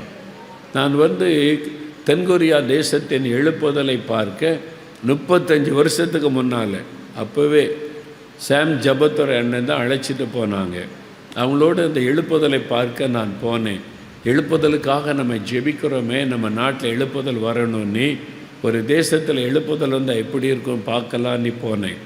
அங்கே போனபோது டாக்டர் பாலி அங்கச்சி அவங்களுடைய சர்ச்சில் கான்ஃபரன்ஸ் வச்சுருந்தாங்க, சர்ச் க்ரோத் கான்ஃபரன்ஸ் என்று. அங்கே போய் தான் இந்த நாட்டில் உள்ள எழுப்புதலை பார்த்தோம். அவங்க சர்ச்சில் ஆராதனைக்கு, ஞாயிற்றுக்கிழமை ஆராதனைக்கு போனால் ஒரு ஆராதனையில் 50,000 பேர். ஒரு ஆராதனையில் மெயின் சாங்சுவரிக்குள்ளே 25,000 பேர் இருக்கிறாங்க. மற்ற ஹால் அங்கெல்லாம் வராண்டா எல்லா இடமும் டிவி ஸ்க்ரீன் வச்சு அதில் 25,000 பேர். ஒரு ஆராதனை முடிஞ்சு வெளியே வந்தால் வெளியே 50,000 பேர் பைபிளோட குடும்பமாக காத்திருக்கிறாங்க, பாட்டு பாடி துதிச்சுக்கிட்டே இருக்கிறாங்க. அப்படியே இவங்க வெளியே போனோன்னே அவங்க நிரப்பிடுறாங்க. அடுத்த ஆராதனை காலையில் ஆரம்பிக்கிற ஆராதனை ராத்திரி 7 மணி வரைக்கும் தொடர்ந்து ஆராதனை, 7 ஆராதனை. அப்படி என்னங்க அவங்களுடைய சர்ச்சில்னு பார்த்தா 7.5 லட்சம் ஆத்துமாக்கள். ஒரே சர்ச்சில் எவ்வளோ ஆத்துமாக்கள்? 7.5 லட்சம். அது இதை கண்ணால் நான் பார்த்தது. 7.5 லட்சம் ஆத்துமாக்கள். மதுரையில் 1 லட்சம் விசுவாசிகள் ஒரு சபை எழுமனா எப்படி இருக்கும்? அல்லேலூயா சொல்லுங்கள். மதுரை மாவட்டத்தில் இருக்கிற அத்தனை பட்டணத்துக்கு ஒரு சர்ச்சாவது 1 லட்சம் ஆத்தமா உள்ள சபை எழும்பணும். சீக்கிரம் எழும்ப போகிறாரு. நம்ம கர்த்தர் விசுவாசிப்போம், அது நிறைவேற போகிறாரு. எனக்கு இதெல்லாம் பார்த்துட்டு அதான் ஆசை, இந்த மாதிரி மாற்றம் வரணும். ஆவியானவர் உண்டாக்குகிற மாற்றம். அல்லேலூயா. எல்லா சபையுமே வளர்ந்து பெருகி திரள் கூட்ட மக்கள். என்ன ரகசியம் அப்படின்னு பார்த்தா, எப்படி இந்த மாதிரி மாற்றம் உண்டாகி இருக்கிறது அப்படின்னு பார்த்தா, அந்த சபையில் 2 மணி நேரம் ஆராதனை நேரம். ஏன்னா 7 ஆராதனை வரிசையாக நடத்தணும். அவ்வளோ விசுவாசிகள். 2 மணி நேரம் ஆராதனையில் முதல் 15 நிமிஷம் 20 நிமிஷம்தான் ஒரு 20 மினிட்ஸ் நல்ல பாட்டு, ஒர்ஷிப் பாட்டு பாடி நல்ல கர்த்தரை ஆராதிக்கிறாங்க. 20 நிமிஷம் ஆராதனைக்கு பிறகு அடுத்த 20 நிமிஷம் ஜெபம். சர்ச் ஆராதனையில் 20 நிமிஷம் ஜெபம். ஜெப குறிப்பு சொல்கிறாங்க. 50,000 பேரும் கை வைத்து ஜெபிக்கிறாங்க. நான் 25,000 பேர் இருக்கிற சர்ச்சை கவனித்தேன். நம்ம ஊரில் பாருங்கள், இந்த முன்னால் இருக்கிறவங்க ரொம்ப சத்தமாக ஜெபிப்பாங்க. மத்தியில் போக போக சவுண்டு குறைஞ்சி பின்னால் இருக்கிறவங்க இப்படியே நிற்பாங்க. பார்த்தீங்களா? சர்ச்சிலையும் சரி, எந்த கூட்டத்துக்கு போனாலும் பின்னால் நிற்கிறவங்க அப்படி அமைதியாக அப்படியே நிற்பாங்க. ஆனால் அங்கே நான் அந்த சர்ச்சில் கவனித்தேன், எப்படி இவங்க ஜெபிக்கிறாங்க அப்படி பார்க்க தானே போயிருந்தேன். அதனால் நான் கண்ணை மூடி ஜெபிக்காமல் கண்ணை திறந்து பார்த்து கொண்டு இருந்தேன். பின்னால் கடைசி ரோல் இருக்கிற வரைக்கும் கை வைத்து ஜெபிக்கிறாங்க. நான் இந்த பக்கம் அந்த பக்கம் இருக்கிறவங்கள கூர்ந்து கவனித்தேன். நிறைய அவருடைய ஆவியில் நிரம்பி அந்நிய பாஷையில் ஜெபிக்கிறாங்க. கண்ணிலேருந்து கண்ணீர் வடிந்து கொண்டே இருக்கிறாரு. ஒரு பாரம் அவங்களுக்குள்ள. நாங்கள் கொரிய மொழியில் அவங்க பேசினதை இங்கிலீஷில் டிரான்ஸ்லேட் பண்ணாங்க. எங்களுக்கு ஹெட்ஃபோன் தந்துடுவாங்க, இந்த இங்கிலீஷில் டிரான்ஸ்லேட் பண்ணுவாங்க செய்தியெல்லாம். இந்த ஜெபம் நடக்கும் போதெல்லாம் யாரோ ஒருத்தர் ரூமில் உட்காந்து டிரான்ஸ்லேட் பண்ணிக்கிட்டு இருக்கிறாங்க. அங்கே ஒரு ரூமில் மேலே இங்கே ஒரு ரூமில் உட்காந்து ஒரு பிரசங்கத்தை டிரான்ஸ்லேட் பண்ணி இங்கிலீஷில் சொல்லிக்கிட்டே இருப்பார். நம்ம காதில் கேட்கும். அப்போ இந்த ஜெப நேரத்தில் சொல்ல, now we are going to pray, I pray for the salvation of our Korean people அப்படிலாம் சொல்லி அவர் சொல்லிட்டு எல்லாம் ஜெபிக்கிறாங்களோ அவரும் ஜெபிக்கிறார், அந்த டிரான்ஸ்லேட் பண்ணுறவரும் ஜெபிக்கிறார். அப்புறம் ஜெபிக்கும் போது நான் கவனித்தா அழுகிறார். அப்படியே அந்த அழுகிற சத்தம் கேட்குற காதில். அழுது ஜெபிக்க. யார்? டிரான்ஸ்லேட் பண்ணிக்கிட்டு கூட இருக்கிறவர். ஒரு ரூமில் உட்காந்து பிரசங்கத்தை டிரான்ஸ்லேட் பண்ணுறார் நம்ம கேட்கறதற்கு. அவர் அழுகிறார். அந்த அழுகிற சத்தம் என் காதில் கேட்டார். பாருங்கள், அந்த மக்கள் மேலே அந்த மாதிரி ஒரு மன்றாட்டின் ஆவி ஊற்றப்பட்டிருந்தார். முழுரவு ஜெபத்துக்கு போனால் அப்படி ஜெபிக்கிறாங்க. அந்த மன்றாட்டின் ஆவி ஊற்றப்பட்டதுனால அவங்களுடைய கண்ணீரோடு ஜெபிக்கிறாங்க. அந்நிய பாஷையில் ஜெபித்தாலும் அழுது அந்த தேசத்துக்காக ஜெபிக்கிறதை என்னால் பார்க்க முடிந்தது. சபை ஆராதனையில் அழுகிறாங்க. முழுரவு ஜெபத்தில் அழுது அந்நிய பாஷையில் கண்ணீரோடு ஜெபிக்கிறாங்க. 2 பேர் கூடி கை கோர்த்து ஜெபித்து அவனுடைய கண்களில் கண்ணீர் வடிந்து கொண்டு இருக்கிறாரு. எனக்கு ரொம்ப ஆச்சரியம், எப்படி இவங்க எப்படி ஜெபிக்கிறாங்க அப்படின்னு சொல்லி எனக்கு ரொம்ப ஆச்சரியம். அப்போ நான் அதெல்லாம் பார்த்துட்டு அந்த குடும்பம் அந்த ஹோம் செல் ப்ரேயர் குரூப் வீட்டு ஜெபக்குள் அதுக்கு போயிருந்தோம். அங்கே போனாலும் அழுது ஜெபிக்கிறாங்க, அந்நிய பாஷையில் ஜெபிக்கிறாங்க, கண்ணில் கண்ணீரோடு ஜெபிக்கிறாங்களேன்னு சொல்லி பேட்ரிக் ஜாஷுவா அண்ணன்கிட்ட நான் பேசி கேட்டேன், அண்ணன் தென்கொரியாவுக்கு போனேன், இந்த மக்கள் இப்படி ஜெபிக்கிறாங்கன்னு எனக்கு ரொம்ப ஆச்சரியமாக இருக்குதுன்னு சொன்னேன். அப்போ அண்ணன் சொன்னாங்க, அவங்க மேலே மன்றாட்டின் ஆவி ஊற்றப்பட்டு இருக்கிறாரு. அப்படி ஊற்றப்பட்டதுனால அப்படி அவங்களால ஜெபிக்க முடிகிறது. அப்போ தான் அறிந்து கொண்டு, அப்போ நம்ம தேசத்தில் இந்த மன்றாட்டின் ஆவி ஊற்றப்படணும், இந்த ஜெபாவி எல்லாரும் மேலே ஊற்றப்படணும். அந்த ஆவியானவர் ஊற்றப்பட்டால் ஜெபிக்காதவங்களையும் ஜெபிக்க ஆரம்பிச்சிருவாங்க. இப்போ அது ஊற்றப்பட்டு கொண்டே வருகிறது. அதனால் இன்றைக்கி 3 மணி நேரம் 4 மணி நேரம் ஜெபிக்கிறவங்க பெருகி கொண்டே வருகிறார்கள். அப்படி ஜெபிக்கிறாங்க. சின்ன பிள்ளைகள் சொல்கிறாங்க, எவ்வளோ நேரம் ஜெபிக்கிறீங்கன்னா 2 மணி நேரம் ஜெபிக்கிறாங்கன்றாங்க. ஸ்கூலில் படிக்கிற பிள்ளைகள். இந்த மாதிரி ஜெப ஆவி பெருகி கொண்டே வருகிறது. உங்கள் வாழ்க்கையில் கடந்த வருஷத்தை விட இந்த வருஷம் நீங்கள் பல மடங்கு ஜெபிக்க போகிறீங்க. இந்த வருஷம் உங்களுக்கு ஜெபத்தின் ஆண்டு. ஒரு ஜெப ஆவி உங்கள் மேலே ஊற்றப்பட போகிறது. அதான் மன்றாட்டின் ஆவி உங்களுக்கு ஊற்றப்பட்டு விட்டால் பெருமூச்சோடு அழுது புலம்புகிற ஜெபம் வந்துவிடும். அந்த ஆவி தான் அதை செய்ய முடியும். நான் இந்த மதுரையில் இருக்கும் பொழுதுதான் 1974 வருஷம், 1974 இங்கே இந்த நரிமேட்டில் இருக்கிற அசம்பிளிஸ் ஆஃப் காட் சர்ச்சு அந்த ஆராதனைக்கு நான் செல்லுவேன். அப்போது அறிவித்தாங்க, வேலூர் தஞ்சாவூரில் பிளஸ்ஸோன்னு ஒரு மீட்டிங் நடக்கு. இதே மாதிரி பொங்கல் விடுமுறை நாட்களில் பிளஸ்ஸோ ஆசீர்வாத முகாம் நடக்கிறாரு. அதுக்கு போகிறவங்க போகலான்னு சர்ச்சில் இருந்து போனாங்க. அப்போ நானும் போனேன். போகிறதுக்கு காசெல்லாம் கிடையாது என்கிட்ட. நான் இப்போ படித்து கொண்டு இருக்கிறேன். அதனால் ஒரு ஐயா தான் எனக்காக, தம்பி உங்களுக்காக நான் பஸ்ஸுக்கெல்லாம் பணம் கட்டுறேன், நீங்கள் போயிட்டு வாங்க அப்படின்னு அவங்க தான் பணம் கொடுத்து அனுப்பி வச்சாங்க. இப்போ சொல்கிறாங்களே அடுத்த மாதம் வர காலேஜ் ஜெயக்குமார் நீ பாஸ்டர், அவங்க அப்பா தான் என்னை முகாமுக்கு அனுப்பி வச்சாங்க, காசு கொடுத்து எனக்கு பதிலாக கொடுத்து நீங்களும் போயிட்டு வாங்க அப்படின்னு சொல்லி. அப்போ ஏசா யாக்கோபுன்னிலாம் 2 பிரதர்ஸ் உண்டு இங்கே. அவங்க வந்து சாக்கு வியாபாரம் பண்ணுவாங்க. அவங்க கடையில் போய் நான் உட்காந்துருப்பேன். நான் நல்ல விசுவாசிகள் வர்றவங்களுக்கெல்லாம் இயேசு பற்றி சொல்லுவாங்க. அவங்கெல்லாம் இந்த முகாமுக்கு வந்தாங்க, சேர்ந்து போனோம். நாங்கள் அங்கே தான் கர்த்தர் என்னை அபிஷேகம் பண்ணினார், ஆவியினாலே நிரப்பினார், என்னை பரிசுத்தாவினால் நிரப்பப்பட்ட அனுபவத்தை கர்த்தர் கொடுத்தார். ஸ்டான்லி அண்ணன், லயனல் அண்ணன், எசைக்கியா பிரதர் அவங்க எல்லாம் அப்போ செய்தி கொடுப்பாங்க. அதில் லயனல் பிரதர் செய்தி கொடுத்து ஜெபிக்கும் போது தான் அந்த அபிஷேகத்தை நான் ஆண்டவர் என்னை நிரப்பினார். ஆவியில் நிரம்பி அந்நிய பாஷை பேசிட்டேன்னு சந்தோஷம். அந்த முகாம் முடிஞ்ச மகிழ்ச்சியோடு நான் வந்தேன். என் அனுப்பி வச்ச அந்த ஐயாவை நான் மறப்பதில் ஆண்டவருக்கு அவங்களுக்காக நான் நன்றி சொல்லுகிறேன். அதனால்தான் அந்த கிருபையை பெற்றுக்கொள்ள முடிந்தது. அந்த அபிஷேகம் பெற்றதுனால என்ன மாற்றம் உண்டாச்சு? எனக்குள்ளே முதலாவது கொண்டு வந்த ஒரு மாற்றம், என்னுடைய ஜெப வாழ்க்கையை ஆவியானவர் மாற்றினார். அதுக்கு முன்னால் நான் ரட்சிக்கப்பட்டிருந்தேன், அபிஷேகம் பெறலை. ரட்சிக்கப்பட்டிருந்த போதும் ஆத்துமாக்களுக்காக ஜெபம் பண்ணுவேன். இவங்க ரட்சிக்கப்படணும், அவங்க ரட்சிக்கப்படணும், ஆண்டவரே இந்த பட்டணத்தெல்லாம் ரட்சியன்னு சொல்லி. ஆனால் அபிஷேகம் பெற்ற பிறகு என்னுடைய ஜெபத்தை ஆவியானவர் மாற்றினார். நான் ஜெபிக்க ஆரம்பித்தேன், கண்களிலிருந்து கண்ணீர் வடிய ஆரம்பித்தது. அந்த மக்களை குறித்த பாரம் என் இருதயத்தை அழுத்த ஆரம்பித்தது.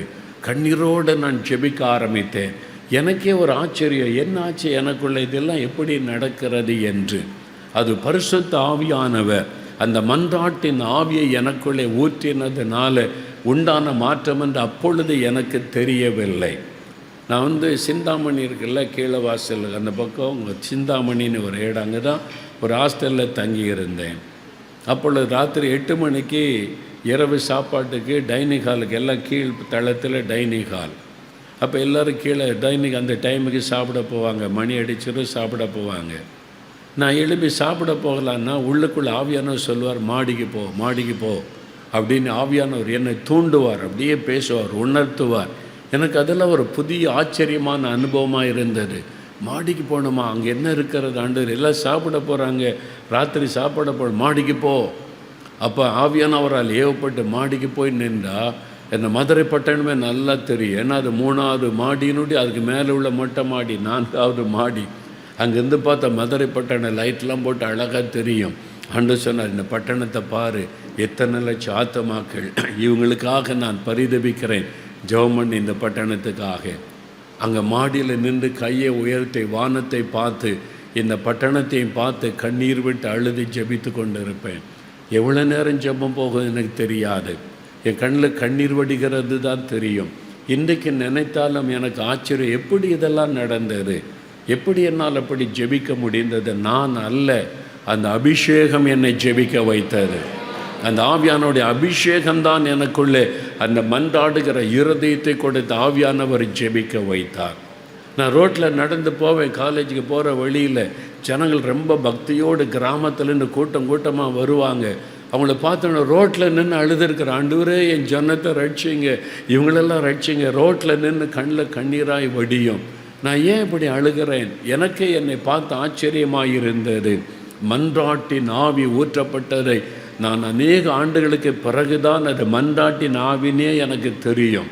ஆவியானவர் அந்த மன்றாட்டின் ஆவியை நமக்குள்ளே ஊற்றிவிட்டால் அந்த பாரம் உண்டாகிவிடும். இன்றைக்கு அந்த ஆவியை கர்த்தர் உங்கள் மேலே ஊற்றப் போகிறார்.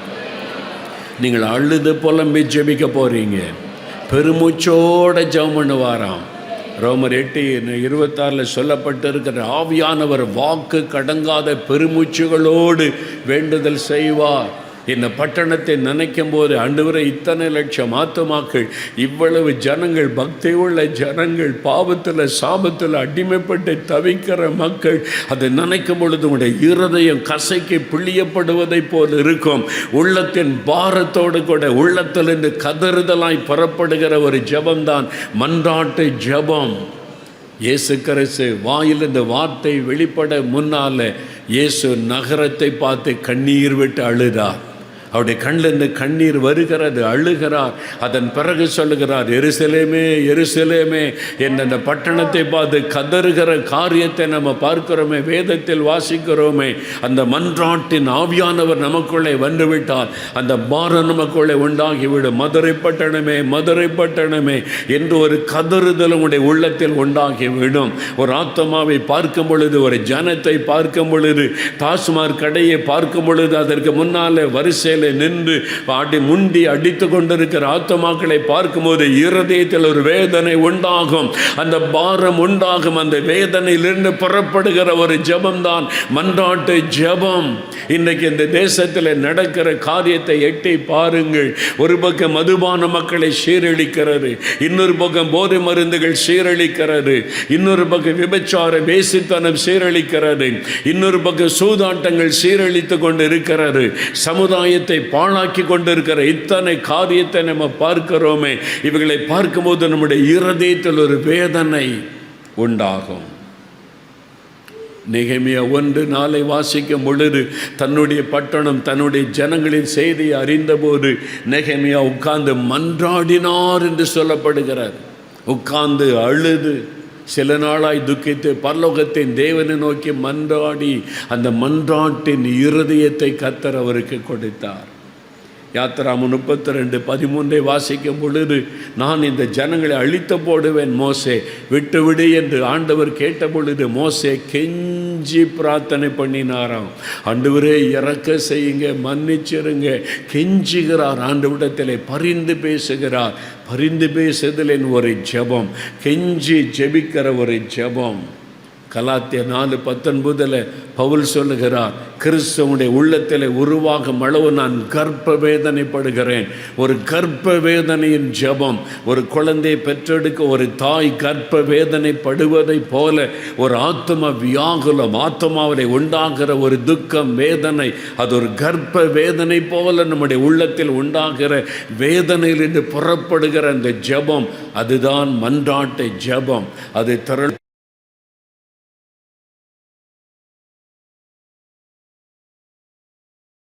ஆண்டவருடைய பாதத்தில் விழும் பொழுது, நம்முடைய பெருமூச்சைகள் பரலோகத்தில் தேவனுக்கு முன்பாக செல்லும் பொழுது, தேவன் அந்த ஜெபத்தை கேட்ட உடனே தன்னுடைய கரத்தை நீட்டுவார். ரட்சிக்கும்படி மக்களுக்குள்ளே ஒரு ஆவிக்குரிய மாற்றத்தை உண்டாக்குவார்.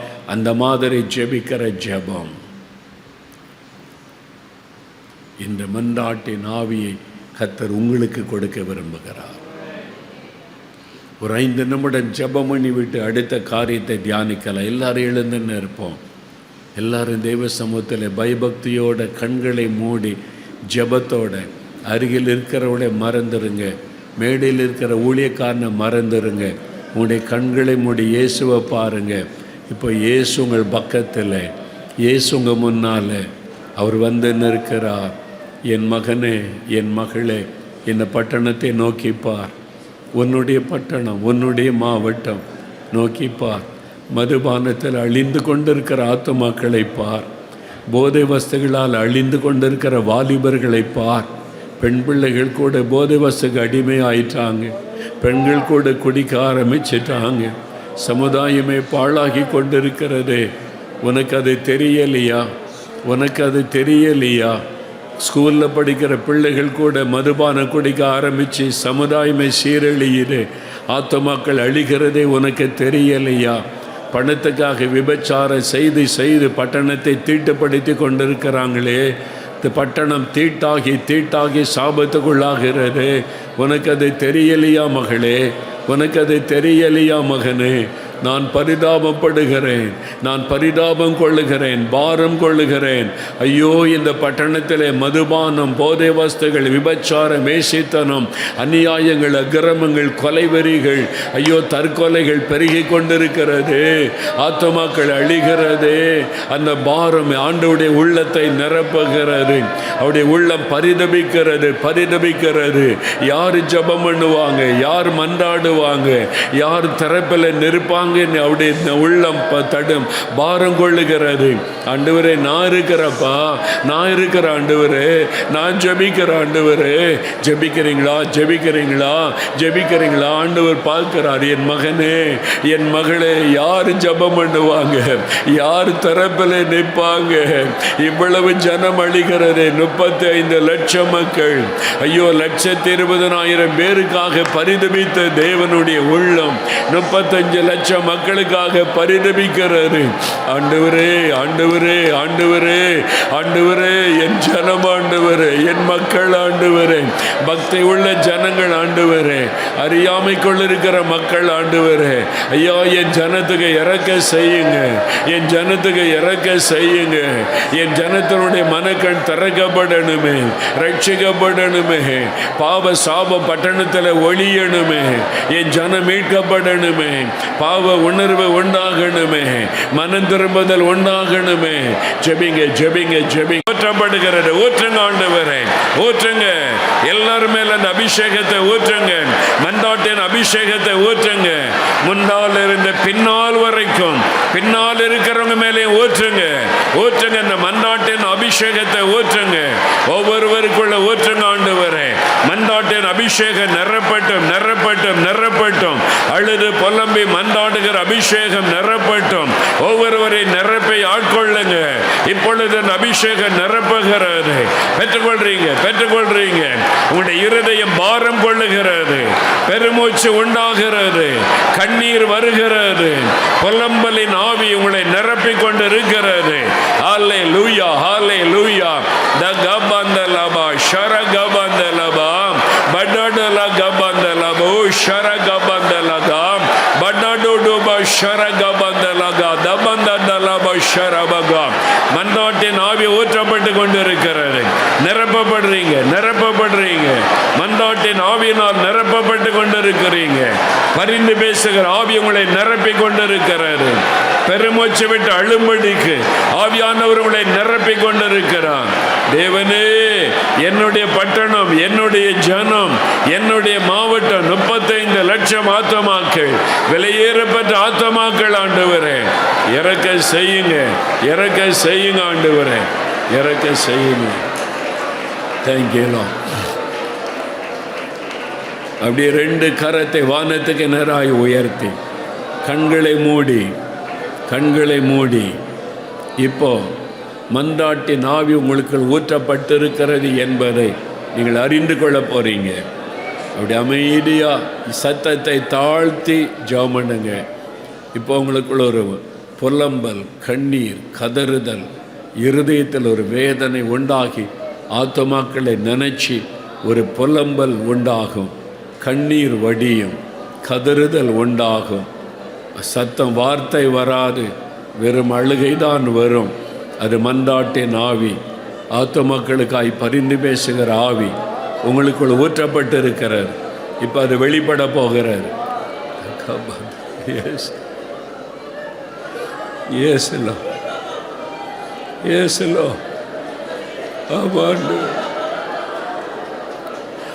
தகப்பனே தகப்பனே, இவ்வளவு விலையேறப்பட்ட ஆத்துமாக்கள், இவ்வளவு விலையேறப்பட்ட ஆத்துமாக்கள் ஆண்டவரே இறக்க செய்யுங்க.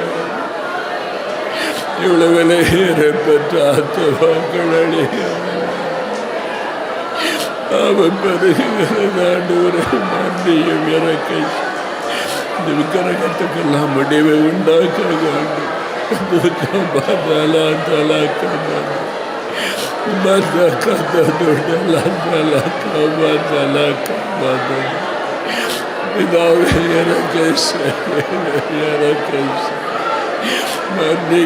படத்தை மறுரூபப்படுத்துங்க. இயேசுவே இயேசுவே, பிதாவே பிதாவே, கபாதலா கபாதலா தலா படுகிறக்கு செய்யுங்க. கபந்தலா கபுஷகம கபந்தலா கபந்தலா தலஷண்டன கபந்தலா தலஷண்டன. அமைதியா ஒரு 2 நிமிடம் மிகுந்த அமைதியாய்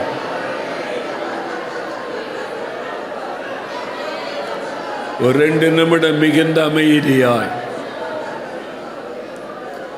உடைய உதடுகள் மூடி இருக்கட்டும், கண்கள் மூடி இருக்கட்டும், இருதயம் தேவனுக்கு முன்பாய் திறந்திருக்கட்டும். இப்போ இருதயத்தில் அந்த பாரம் உண்டாகும், பெருமூச்சு உண்டாகும்.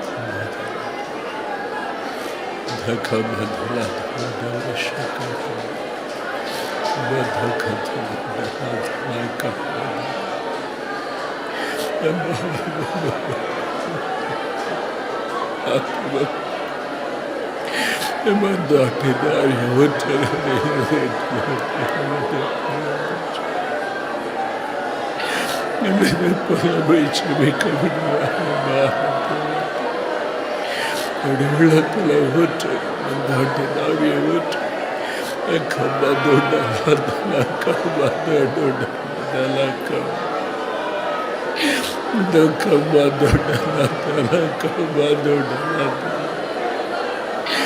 பட்டணம் சுத்தமாக்கப்படுவிக்கிறோடி பிசாசு ஒளி வைக்கிறதோடு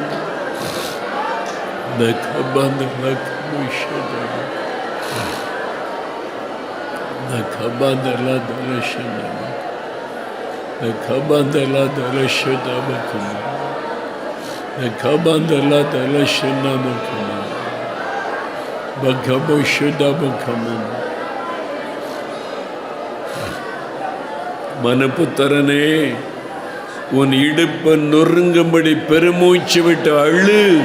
என் ஆண்டவர் சொல்லுகிறார், அமைதியாயிராதே, பெருமூச்சு விட்டு அழு. உன் பட்டணத்தில் செய்யப்படுகிற அருவருப்புகளை நினைத்து பெருமூச்சு விட்டு அழு.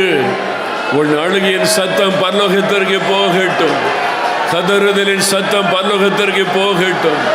பட்டணத்தில் நடைபெறுகிற அருவருப்புகளுக்காக பொல்லம்பி அழு. ஒரே பேரான குமாரனுக்காக கதறுவதை போல மார்பிலை அடித்து கொண்டு பொல்லம்பு.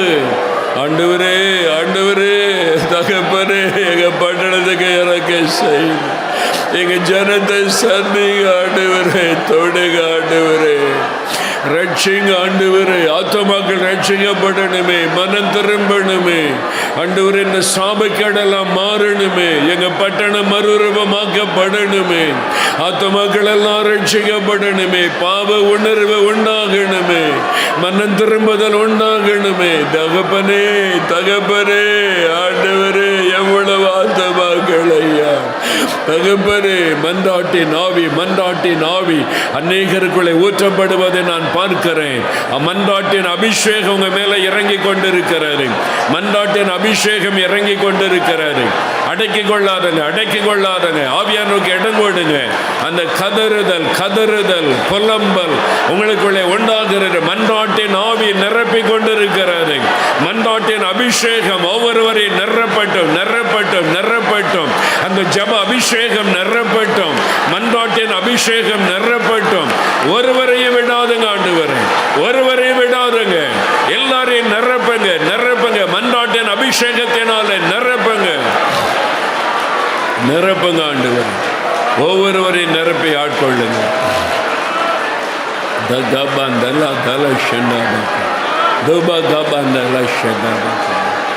Thank you, Lord. Thank you, Lord. Thank you, Lord. Thank you, Lord.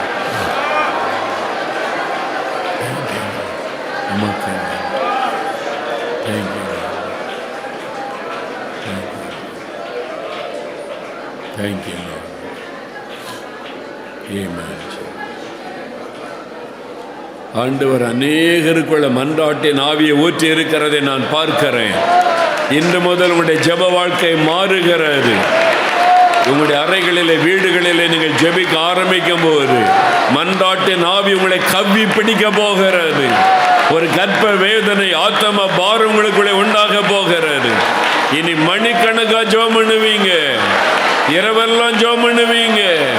அந்த மன்றாட்டின் ஆவி உங்களை ஜெபிக்க தூண்டிக் கொண்டே இருக்கும். அந்த மன்றாட்டின் ஆவிக்காக நாங்கள் உம்மை துதிக்கிறோம், துதிக்கிறோம், துதிக்கிறோம், துதிக்கிறோம். உம்முடைய ஆவியை ஊற்றி விட்டதற்காய் ஸ்தோத்திரம். மன்றாட்டின் ஆவியினால் நிரப்பி விட்டதற்காய் ஸ்தோத்திரம். இயேசுவின் நாமத்தில், இயேசு கிறிஸ்துவின் நாமத்தில், இயேசு கிறிஸ்துவின் நாமத்தில் ஜெபிக்கிறோம் பிதாவே. ஆமென், ஆமென். உட்காருங்க.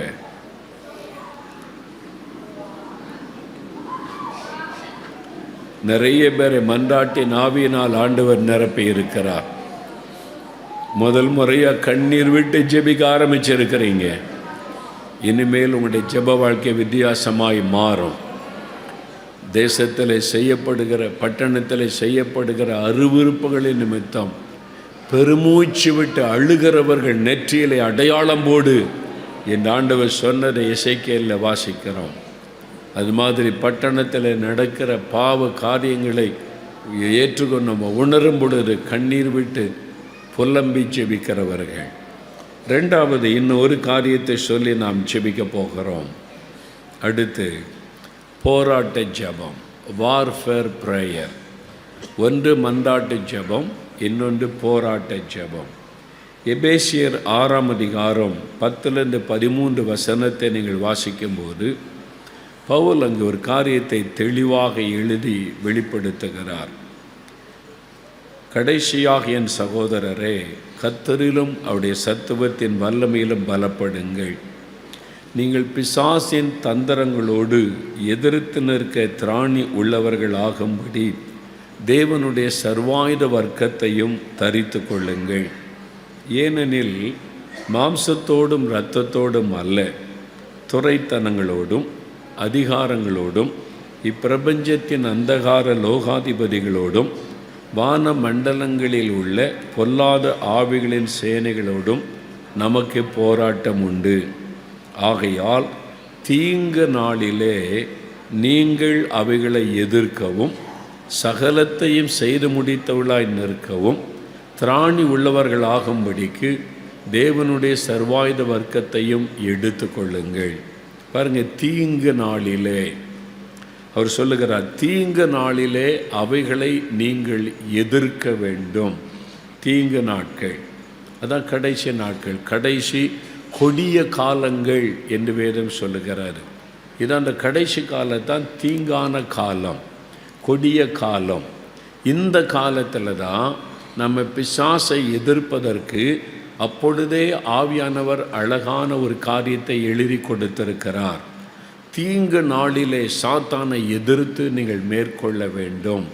இதுதான் அந்த தீங்கான கடைசி காலம், தீமைகள் நிறைந்த ஒரு காலம். 4 விதமான ஆவிகள் அதை குறித்து சொல்லுகிறார். நம்ம கவனமாக அதை பார்த்தால் இன்றைக்கு இந்த உலகத்தில் கிரியை செய்கிற எல்லா ஆவிகளும் இந்த 4 விதமான ஆவிக்குள் அடங்கிவிடும். முதலாவது சொல்லுகிறார், துரைத்தனம் பண்ணுகிற ஆவி, துரைத்தனங்களோடும். ரெண்டாவது அதிகாரத்தின் ஆவி, அதிகாரத்தில் கிரியை செய்கிற ஆவி, அதிகாரங்களோடும். மூன்றாவது இப்பிரபஞ்சத்தின் அந்தகார லோகாதிபதிகளோடும், பவர்ஸ் ஆஃப் டார்க்னஸ், இருளின் ஆதிக்கங்கள்.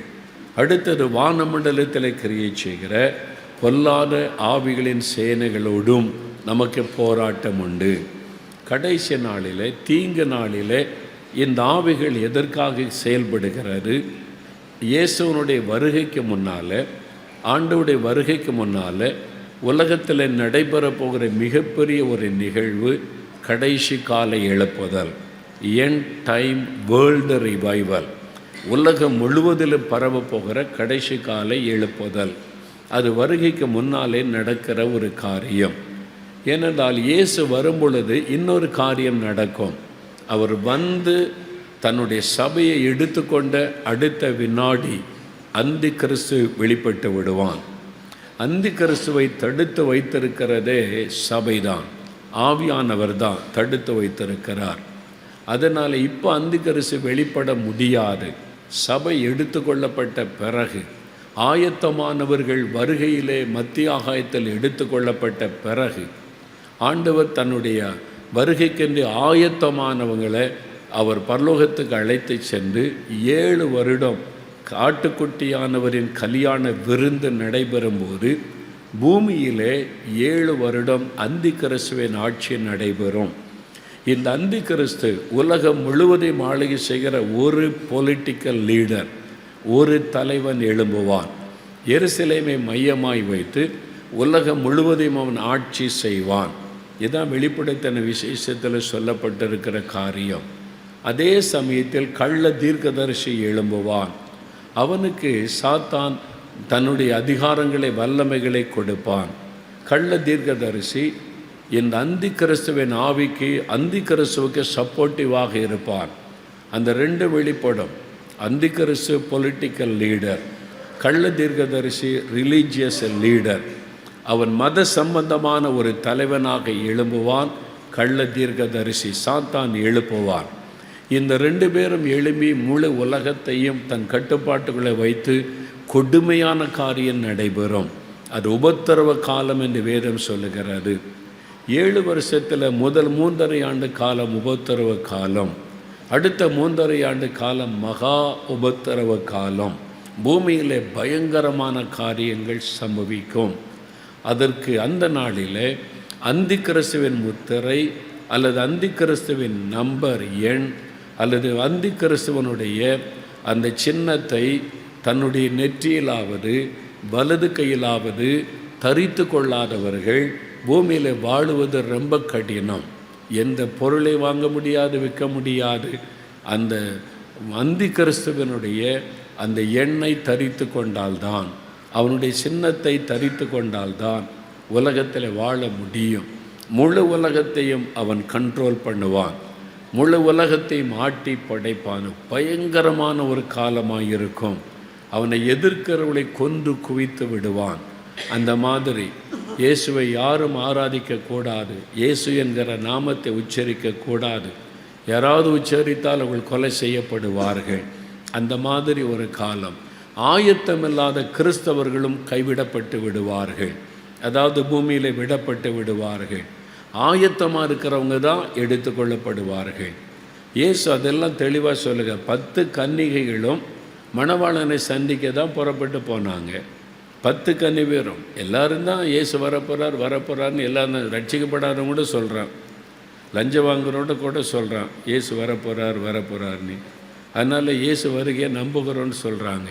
10 பேரும் தான் போனாங்க கன்னிகைகள். மணவாளன் வந்தபோது 5 பேர் தான் போக முடிந்தது. அவங்களும் மணவாளனை சந்திக்க தான் வந்தவர்கள். ஆனால் கைவிடப்பட்டுட்டாங்க. கதவு மூடப்பட்டு விட்டது. ஆயத்தமாக இல்லை. அப்போ எப்பொழுதும் நம்ம ஆயத்தமாக இருக்கணும். அதுக்கு தான் எப்பொழுதும் ஜெபம் பண்ணி விழித்திருங்கள் என்று ஆண்டவர் சொல்ல காரணம். எப்பொழுதும் நம்ம ஆயத்தமாக இருக்கணும். அப்போ இந்த உலகத்தில் அந்தி கிறிஸ்துவின் ஆட்சி, கள்ள தீர்க்கதரிசியின் ஆட்சி நடைபெறும். அது ஒரு கொடிதான காலமாக இருக்கும். அதனால் சாத்தான் இந்த சமயத்தில் ஆண்டவர் இயேசு வருவாரானால் பெரும்பாலான மக்கள், இயேசுவை ஏற்றுக்கொள்ளாத மக்கள் தான் கூட்டம்தான் உலகத்தில் இன்றைக்கு அதிகம். சுமார் 800 கோடி மக்கள் வந்துவிட்டார்கள் உலக ஜனத்தொகை என்று சொல்லப்படுகிறது. எத்தனை கோடி பேர் ரட்சிக்கப்பட்டு அபிஷேகம் பெற்று வருகைக்கு ஆயத்தமாக இருக்கிறாங்க யோசித்து பாருங்கள். வெகு சிலர் தான், ஒரு சின்ன கூட்டம்தான். அப்போ பெரும் கூட்டம் ஆயத்தம் இல்லை. நரகத்தை நோக்கி போய் கொண்டிருக்கிறாங்க. சாத்தான் வசப்படுத்தி வைத்திருக்கிறான். அப்போது ஆண்டவருடைய விருப்பம் திரள் கூட்ட மக்கள் பரலோகத்துக்கு வரணும். எண்ணிக்கைக்கு அடங்காத பூமியின் சகல ஜாதிகளும் பாஷைக்காரரும் வந்து ஆண்டவருக்கு முன்னால் நிற்பாங்க. அதை நிற்கணுமானா கடைசி காலத்தில் ஒரு எழுப்புதல் உண்டாக வேண்டும். ஆவியானவர் ஊற்றப்பட்ட ஆவியானவர் மூலமாய் ஒரு எழுப்புதல், உலக தழுவின எழுப்புதல் வரணும். அதுக்கு தான் பின்மாறி காலத்து மழைக்காக வேண்டிக் கொள்ளுங்கள். நீங்கள் வேண்டிக் கொள்ளும் பொழுது கர்த்தர் மின்னல்களை உண்டாக்கி அவர் வயல் நிலங்களிலே பயிர்களுக்கு தண்ணீர் உண்டாகும்படி மழையை கட்டளையிடுவார். பின்மாறி காலத்து மழை, லேட்டர் ரெயின் அப்படின்னா முன்மாறி காலத்து மழை பெந்தெகோஸ்தே நாளிலே பொழிந்தருளப்பட்டார். அப்போ சபை ஆரம்பிக்கப்பட்டு உலகமெல்லாம் திருச்சபை பரவினர். அப்போ இந்த கடைசி காலத்தில் பின்மாறி காலத்து ஆவியின் மழை ஊற்றப்பட வேண்டும். அதான் வருகைக்கு முன்னால் நடக்கிற எழுப்புதல், உலகம் தழுவின ஒரு எழுப்புதல். அதற்கு தான் இன்றைக்கு உலகம் ஆயத்தப்படுத்தப்பட்டு கொண்டு வருகிறது. ஒரு பக்கம் சாத்தான் அந்தி கிறிஸ்துவின் ஆட்சிக்காக உலகத்தை ஆயத்தப்படுத்துகிறான். இன்னொரு பக்கத்தில் ஆவியானவர் இயேசுவின் வருகைக்காக சபையை ஆயத்தப்படுத்துகிறார். இந்த ரெண்டும் உலகத்தில் இன்றைக்கி தீவிரமாய் நடக்கிறது. நம்முடைய அரசாங்கம் சொல்லுகிறது, ஒரே மொழி, ஒரே மதம், ஒரே தேர்தல், ஒரே பரீட்சை, எல்லாமே ஒன்று, எல்லாம் ஒன்று. பாருங்கள், திரும்ப ஒரே உரம். அது கூட நம்ம பிரதமர் சொன்னாங்க சில மாதத்துக்கு முன்னால், இந்தியா முழுதும் ஒரே உரம் தான் பயன்படுத்தணும். அது ஒரே கல்வி முறை, ஒரே எக்ஸாம், ஒரே தேர்தல், ஒரே கார்டு, எல்லாமே சொல்கிறாங்கல்ல. இது இவங்க திட்டம் கிடையாது, இது பைபிள் எழுதப்பட்டிருக்கிறது. இது வெளிப்படுத்தின விசேஷத்தில் சொல்லப்பட்டது. அந்தி கிறிஸ்துவின் ஆட்சிக்கு உலகம் இன்றைக்கு நகர்த்தப்பட்டு கொண்டே இருக்கிறது. மக்களுடைய மைண்ட் இன்றைக்கு அதுக்கு நேராக நகர்த்தப்பட்டு கொண்டே வருகிறது. ஒன் வேர்ல்டு, பெரிய விமானத்தில் எழுதி போட்டிருக்கிறாங்க ஒன் வேர்ல்டு. இப்போது அதுதான் பேச்சு எல்லா தேசத்திலுமே, ஒன் வேர்ல்டு, ஒரே உலகம். அதனால் ஒரு லீடர்.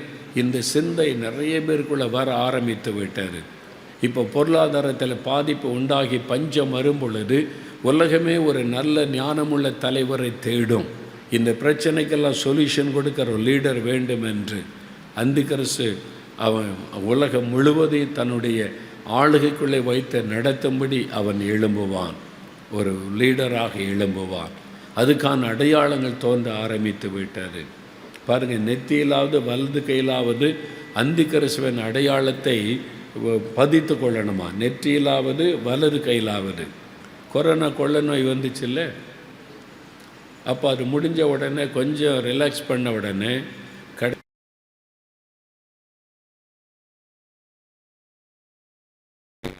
ஆஸ்பத்திரி போனாலும் சரி, விமான நிலையம் போனாலும் சரி, துப்பாக்கி மாதிரி ஒன்று வச்சுக்கிட்டு நிற்பாங்க, பார்த்துருக்கீங்களா?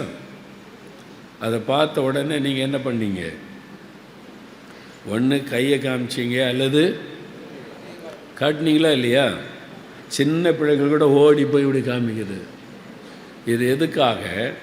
வெளிப்படுத்தின விசேஷத்தில் சொல்லப்பட்ட வார்த்தை நம்ம கண் முன்னால் நிறைவேறுவதற்கு ஆயத்தம். மக்களுடைய மைண்டை இப்பொழுதே சாத்தான் ஆயத்தப்படுத்திட்டான். நாளைக்கு நெத்தியில் கையில் பதிக்கணும்னு சொன்ன உடனே யாரும் எதிர்க்க மாட்டாங்க. உடனே பதிச்சுக்க, நாங்கள் தான் கொரோனா காலத்திலே கொடுத்தோம்ல, வச்சுக்க நெத்தியில் பதிச்சுக்க அப்படின்னு சொல்ல மக்களுடைய மைண்டை சாத்தான் உலகம் முழுவதும் ப்ரிப்பேர் பண்ணி கொண்டே இருக்கிறான். அந்தி கிறிஸ்துவின் வருகைக்காக உலகம் தீவிரமாக ஆயத்தப்படுத்தப்படுகிறது. ஒரே காடு, ஒரே காடு, ஒரே காடுன்னு சொல்கிறாங்கல்ல. ஒரே இன்னொன்று பணம் இல்லை, கேஷ்லெஸ் அந்த டிரான்சாக்ஷன், பணத்தையே பார்க்கல. நீ இயேசுவை இன்றைக்கு உள்ள உலகத்தில் கவர்மெண்ட்டில் வேலை பார்க்குறவங்க, ஆஃபீஸில் வேலை பார்க்குறவன்ட்டு கேளுங்க, பணத்தை பார்த்து சிலருக்கு பல மாதம் ஆகிவிட்டார். என்ன சம்பள பணம் பேங்க்குக்கு போயிடுது, கார்டு தான் கையில் இருக்குது, பணம் கையில் இல்லை. முன்னால் பணத்தை கையில் கொடுப்பான், இப்போ பணம் இல்லை, கார்டு தான் இருக்குது. கடைக்கு போனால் என்ன கொண்டு போகிறீங்க? கார்டு. நீங்கள் வாங்குகிற சம்பளத்தை கையில் நீங்கள் பார்க்கவே இல்லை, பேங்க்குக்கு போகுது. நீங்கள் செலவு பண்ணும்போதும் பார்க்கல. சிலர் தான் ஏடிஎம்மில் எடுத்து செலவு பண்ணுறாங்க. மெஜாரிட்டி கார்டு பயன்படுத்துகிறாங்க. இது அந்தி கிறிஸ்துவின் ஆட்சிக்கான ஒரு ஆயத்தம். உலகம் முழுதுக்கு ஒரே பண சிஸ்டத்தை அந்தி கிறிஸ்து கொண்டு வந்துடுவான். அப்போ எப்படி பயன்படுத்த முடியும்? கேஷ்லெஸ் மணி டிரான்சாக்ஷன், பணமே இருக்காது, வெறும் கார்டை வச்சு எல்லாமே நடக்கும். அந்தி கிறிஸ்துவுடைய வருகைக்கு முழு உலகமும் தீவிரமாக ஆயத்தப்படுத்தி கொண்டே வருகிறதை நீங்கள் பார்க்குறீங்க. இதனால் என்ன பாதிப்புன்னா, அந்த காலத்தில் சம்பளம் வாங்கிட்டு வந்தால், காசு வாங்கிட்டு வந்து ஆண்டவருக்கு முன்னால் வச்சு ஜெபம் பண்ணி முதல்ல தசமபாகத்தை எடுத்து வச்சுட்டு மீதியை தான் செலவு பண்ணுவாங்க. இப்போ பேங்குக்கு போயிருந்தா தசமபாகம் கணக்கு போடுறதே இல்லை. நிறைய பேர் ஆண்டவருக்கு காணிக்கை கொடுக்கறதே இல்லை. நீங்கள் பாருங்கள், அந்த மாதிரி சூழ்நிலை வந்து போயிட்டார். எல்லாம் காடு காடு காடுன்றால ஒரு ஏழைக்கு தர்மம் போடுறது கூட காசு இல்லை, கையில் காடு தான் இருக்குது. எப்படி போடுறது? அப்போது ஒரு ஏழைக்கு உதவி செய்கிற சூழ்நிலை கூட இல்லை. எல்லாத்தையும் சாத்தான் மாற்றிக்கொண்டே வருகிறான். நீங்கள் நல்லா அறிந்து கொள்ளணும், அந்தி கிறிஸ்துவின் ஆட்சியை நோக்கி உலகம் நகர்த்தப்பட்டு கொண்டு வருகிறது. அப்போது இயேசு சீக்கிரம் வரப்போகிறார். அந்தி கிறிஸ்துவின் ஆட்சி வெளிப்பட போகிறது. அதுக்கு முன்னால் உலகம் முழுதல் ஒரு காரியத்தை ஆவியானவர் செய்ய போகிறார். அதனால் கடைசி கால எழுப்புதல். அல்லேலூயா. ஆவியானவர் ஊற்றப்பட போகிறார். ஒரு மாபெரும் எழுப்புதல் உண்டாக போகிறது. இது சாத்தானுக்கும் தெரியும். அதனால தான் சாத்தான் எழுப்புதலை தடுக்கிறதுக்கு என்னெல்லாம் உண்டோ அதெல்லாம் செய்கிறான். ஆண்டவர் இயேசு வரட்டும், எழுப்புதல் வந்துடக்கூடாது. எழுப்புதல் வந்துவிட்டால் உலகம் முழுவதும் திரள் கூட்ட மக்கள் ரட்சிக்கப்பட்டுருவாங்க, பரலோகத்துக்கு எடுத்துக்கொள்ளப்படுவாங்களே. அதனால் நரகத்துக்கு ஆட்கள் குறைந்து விடுவார்களே. அதனால் சாத்தான் எழுப்புதலுக்கு விரோதமாய் செயல்படுகிறான். அதனால்தான் பைபிளை வச்சுட்டு ஊழியக்காரங்களை வச்சு எழுப்புதல்னு வார்த்தையே பைபிளில் இல்லை, எழுப்புதெல்லாம் ஒன்றும் கிடையாதுன்னு யூடியூப்பில் கத்த வச்சுருக்கிறான்ல. எழுப்புதல்ன்ற வார்த்தை பைபிளில் இருக்குது. ஆனால் அப்படி இல்லைன்னு ஒருத்தரை பேச வைக்கிறாள். அது யார்? பிசாசு. ஆண்டவர் எழுப்புதல் இருக்குது, ஆவியானவர் ஊற்றப்பட்டு ஒரு மாற்றம் வரப்போகுதுன்னு சொன்னால் அப்படின்னு ஒரு வார்த்தையே இல்லை அப்படின்னு பைபிளில் இருக்கிற வார்த்தையை கூட மறைத்து பேசுகிற ஊழியர்கள் எழும்பிட்டாங்க. இயேசு சொல்லுகிறார், கடைசி காலத்தில் ஆபத்துக்கு தப்பணுமானா எப்பொழுதும் ஜெபம் பண்ணி வெளிச்சிருங்கன்னு சொன்னால் ஜெபமே தேவையில்லை. எதுக்கு ஜெபிக்கணும்? எதுக்கு அழணும்? எது கண்ணீர் வடிக்கணும்? இயேசு தான் செலவில் எல்லாம் சுமந்து முடிச்சிட்டாரு அப்படின்னு சொல்லி விதண்டாவாதம் பேசுகிற ஊழியர்கள் பெருகிட்டாங்க. இப்போ நமக்கு மரணமே கிடையாது, நமக்கு மரணமே கிடையாது, எப்பவும் நம்ம நினச்சாதான் மறிக்க முடியும் அப்படின்லாம் கான்ஃபரன்ஸ்லாம் நடத்தி காசு வாங்கி கான்ஃபரன்ஸ்லாம் நடத்தி பெரிய விளம்பரம் பண்ணாங்க. ஆனால் கொரோனா காலத்தில் ஒருத்தரையும் காணும், எல்லாம் ஓடி ஒளிஞ்சிட்டாங்க. மரணமே இல்லை, ரோட்டில் நடக்க வேண்டியது தானே. நீ உனக்கு மரணம் இல்லை, ஆஸ்பத்திரியில் போய் நாங்கள் உதவி செய்கிறோம், எங்களுக்கு மரணம் வராது, நாங்கள் உதவி செய்கிறேன்னு ரோட்டில் இறங்கி இருக்கலாம்ல. அப்போ ஒருத்தரையும் காணும், ஓடி ஒளிஞ்சிட்டாங்க எல்லாரும். கடைசி காலம், கள்ள உபதேசங்கள் வரும், கள்ள தீர்க்க தரிசனம் வரும். நம்ம நாய்கள் எழும்பும், சபையை பாழாக்கிறவர்கள் எழும்புவாங்க. கவனமாக இருக்கணும். அல்லேலூயா சொல்லுங்க. இப்போது ஏன் கூட்டத்துக்கு ஆள் குறைவே, முழுகிற ஜெபத்துக்கு குறைன்னா ஆன்லைனில் போகுது. என்ன அப்படியா? அதான் தப்பு. இந்த ஆன்லைனில் பழகி இப்போ சர்ச்சுக்கே வர்றதில்லை. ஞாயிற்றுக்கிழமை ஆராதனைக்கு போனால் அதான் வீட்டிலே நாங்கள் ஆராதனை பார்த்துக்குறோம்ல. அது கொரோனா வந்தபோது வீட்டில் நீங்கள் உட்காந்து பார்க்கணும். கொரோனா முடிஞ்சு போச்சுல்ல, இன்னென்ன வீட்டில் உட்காந்து ஆன்லைனில் சர்வீஸு. நான் சொல்கிறது சாத்தானுடைய தந்திரம். ஏன் தெரியுமா? வசனம் என்ன சொல்லுது? நாட்கள் நெருங்கி வர வர, வருகை நாட்கள் நெருங்கி வர வர சபை கூடி வருதலை விட்டு விடாதீர்கள் என்று புத்தி சொல்லுங்கள். சபை கூடி வரணும், அதான் சபை. வீட்டில் உட்காந்து ஆராதிக்கிற, ஆன்லைனில் டிவிக்கு முன்னால் ஆராதிக்கிறேன்னு சொன்னால் டிவிக்கு முன்னால் சுவிசேஷம் கேட்கலாம், ஒரு மற்ற சூழ்நிலையில் ஜெபிக்கலாம். ஞாயிற்றுக்கிழமை ஆராதனைன்னா சர்ச்சில் தான் கூடணும். வீட்டில் உட்காந்து ஆராதிக்கணும், வீட்டில் உட்காந்துருந்து அது நடக்க முடியாதவங்களுக்கு வீட்டில் நடக்க விடாமல் ஆக்கிடுவார் ஆண்டவர். அப்புறம் படுனி சர்ச்சுக்கு போகணும்.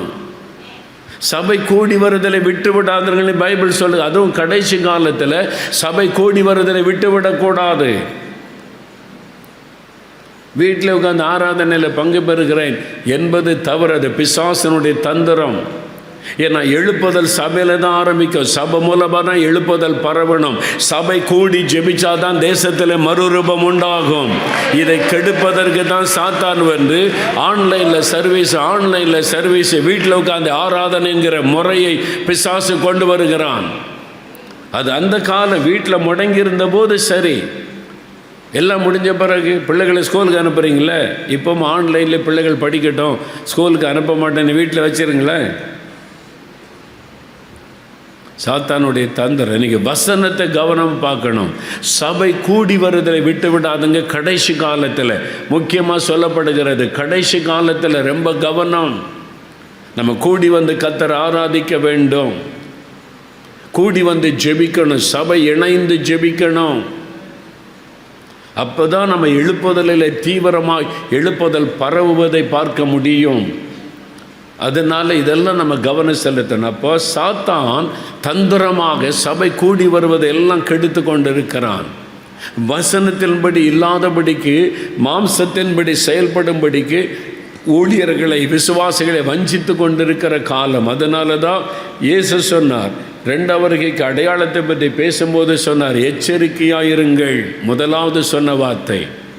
அப்போ சாத்தான் எப்படி கிரியை செய்கிறார்? ஒன்று, துரைத்தனம் பண்ணுகிற ஆவிகள், கண்ட்ரோலிங் ஸ்பிரிட், அடிமைப்படுத்தும் ஆவி. எந்த காலத்திலும் இல்லாத அளவு இந்த காலத்தில் அடிமைப்படுத்துகிற ஆவி கிரியை செய்கிறாரு. துரைத்தனம் பண்ணுகிற ஆவி, கண்ட்ரோலிங் ஸ்பிரிட்.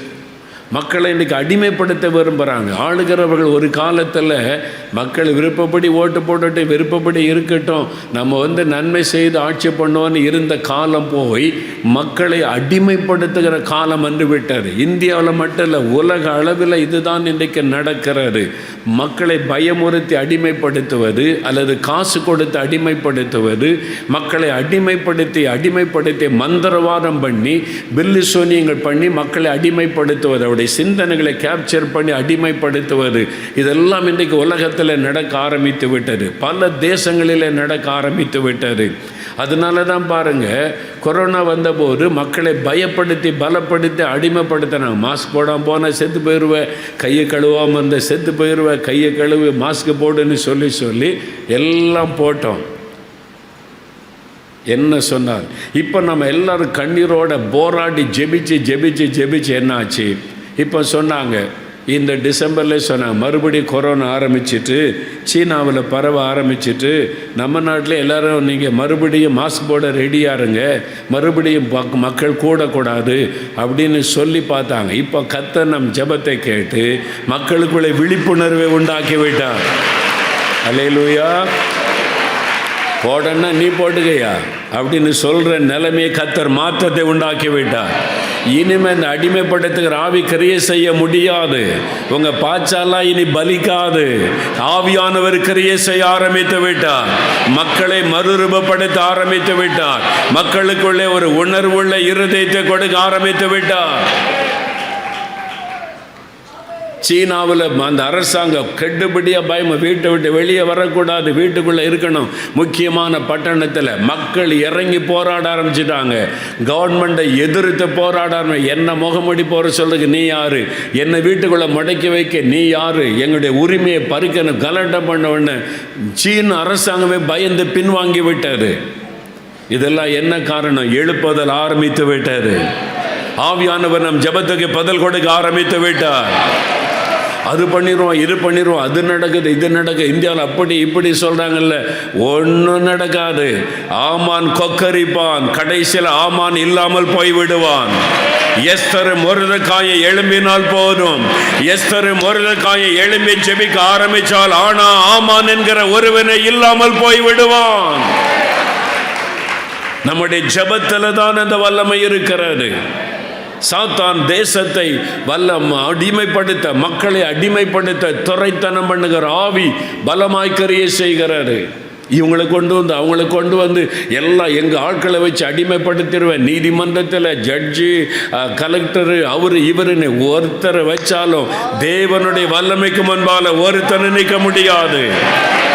அல்லேலூயா. நீங்கள் நடக்கிறது சூழ்நிலை பார்த்து பயப்படாதங்க. ஆண்டவர் சொன்னார், மகனே நீ ஜெபிக்கிற எழுப்புதலுக்கு ஒன்று சுற்றி தேசத்தில் நடக்கிற பார்த்து பயந்துராத, கவனம் செலுத்தாத.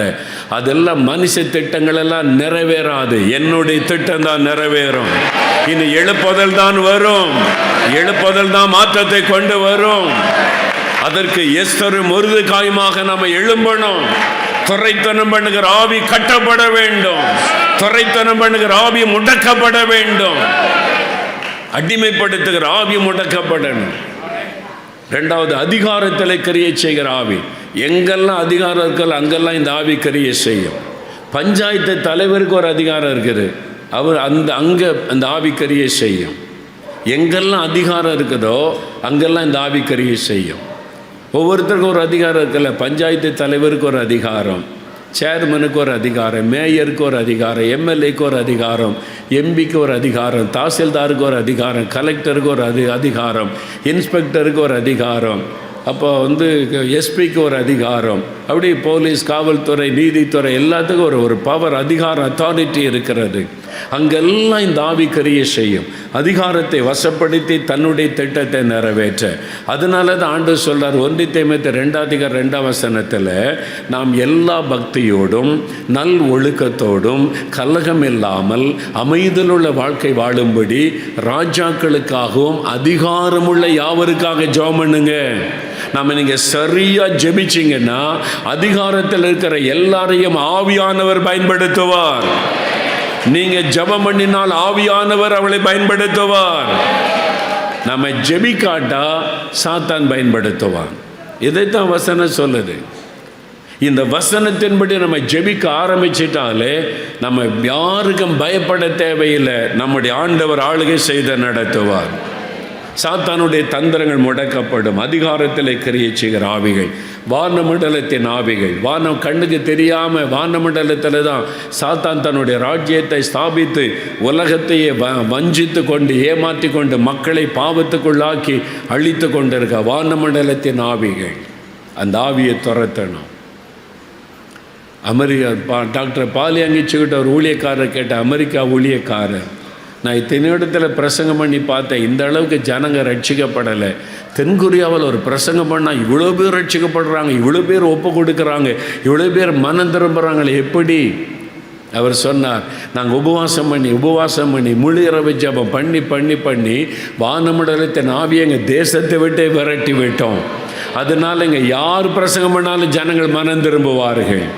மதுரையின் வானமண்டலத்தின் ஆவி துரத்தப்பட வேண்டும். மதுரை மாவட்டத்தின் வானமண்டலத்தின் ஆவியை நீங்கள் துரத்திட்டா இந்த மாவட்டத்துக்குள்ளே மாற்றம் வர ஆரம்பித்து விடும். அங்கிருந்து கொண்டு தான் அவன் கிரியை செய்கிறான். கடைசியாக அந்தகார லோகாதிபதி, பவர்ஸ் ஆஃப் டார்க்னஸ், அவர் மந்திரவாதம், பில்லிசோனி இன்னைக்கு பெருகிவிட்டது. இந்தியாவில் மாத்திரமல்ல, எந்த நாட்டுக்கு போனாலும் மந்திரவாதம், பில்லிசோனியம் பெருகிவிட்டார். இன்றைக்கி தேசத்தை ஆள்றவங்க கூட மந்திரவாதத்தை நம்ப ஆரம்பிச்சிட்டாங்க, பில்லிசோனியத்தை நம்ப ஆரம்பிச்சிட்டாங்க.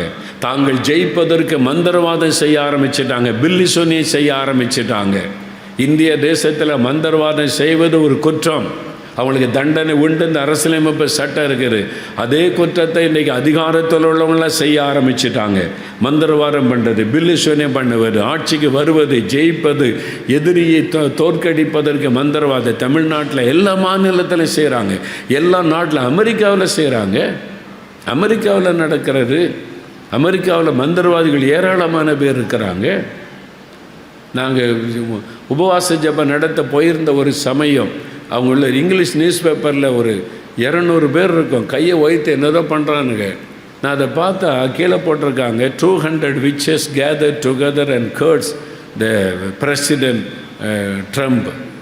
ட்ரம்ப் பிரசிடெண்ட்டாக இருந்தப்போ அவருக்கு ஒரு 200 மந்திரவாதிகள் ஒன்று கூடி அவரை சபிக்கிறான், அவன் அழிந்து போகட்டுன்னு சொல்லி. அதை போட்டோ எடுத்து பேப்பர்லலாம் போட்டிருக்கான் பாருங்கள். அமெரிக்காவில் நடக்கிற மந்திரவாதி ஓப்பனாக கிரவுண்டில் நின்று மந்திரவாதம் பண்ணி சபிக்கிறாங்க. எல்லா நாட்டிலும் இருக்க மந்திரவாதம். கடைசி காலத்தில் இது பெருகிறோம். அதனால தான் தேவ பிள்ளைகள் இந்த கடைசி கால ஜபத்தை அதிகப்படுத்துங்க. நம்ம வாழுக்கு ஒரே வழி, ஜபத்தை அதிகப்படுத்தாமல் நம்ம வாழவே முடியாது. இன்னும் கடைசி காலம்.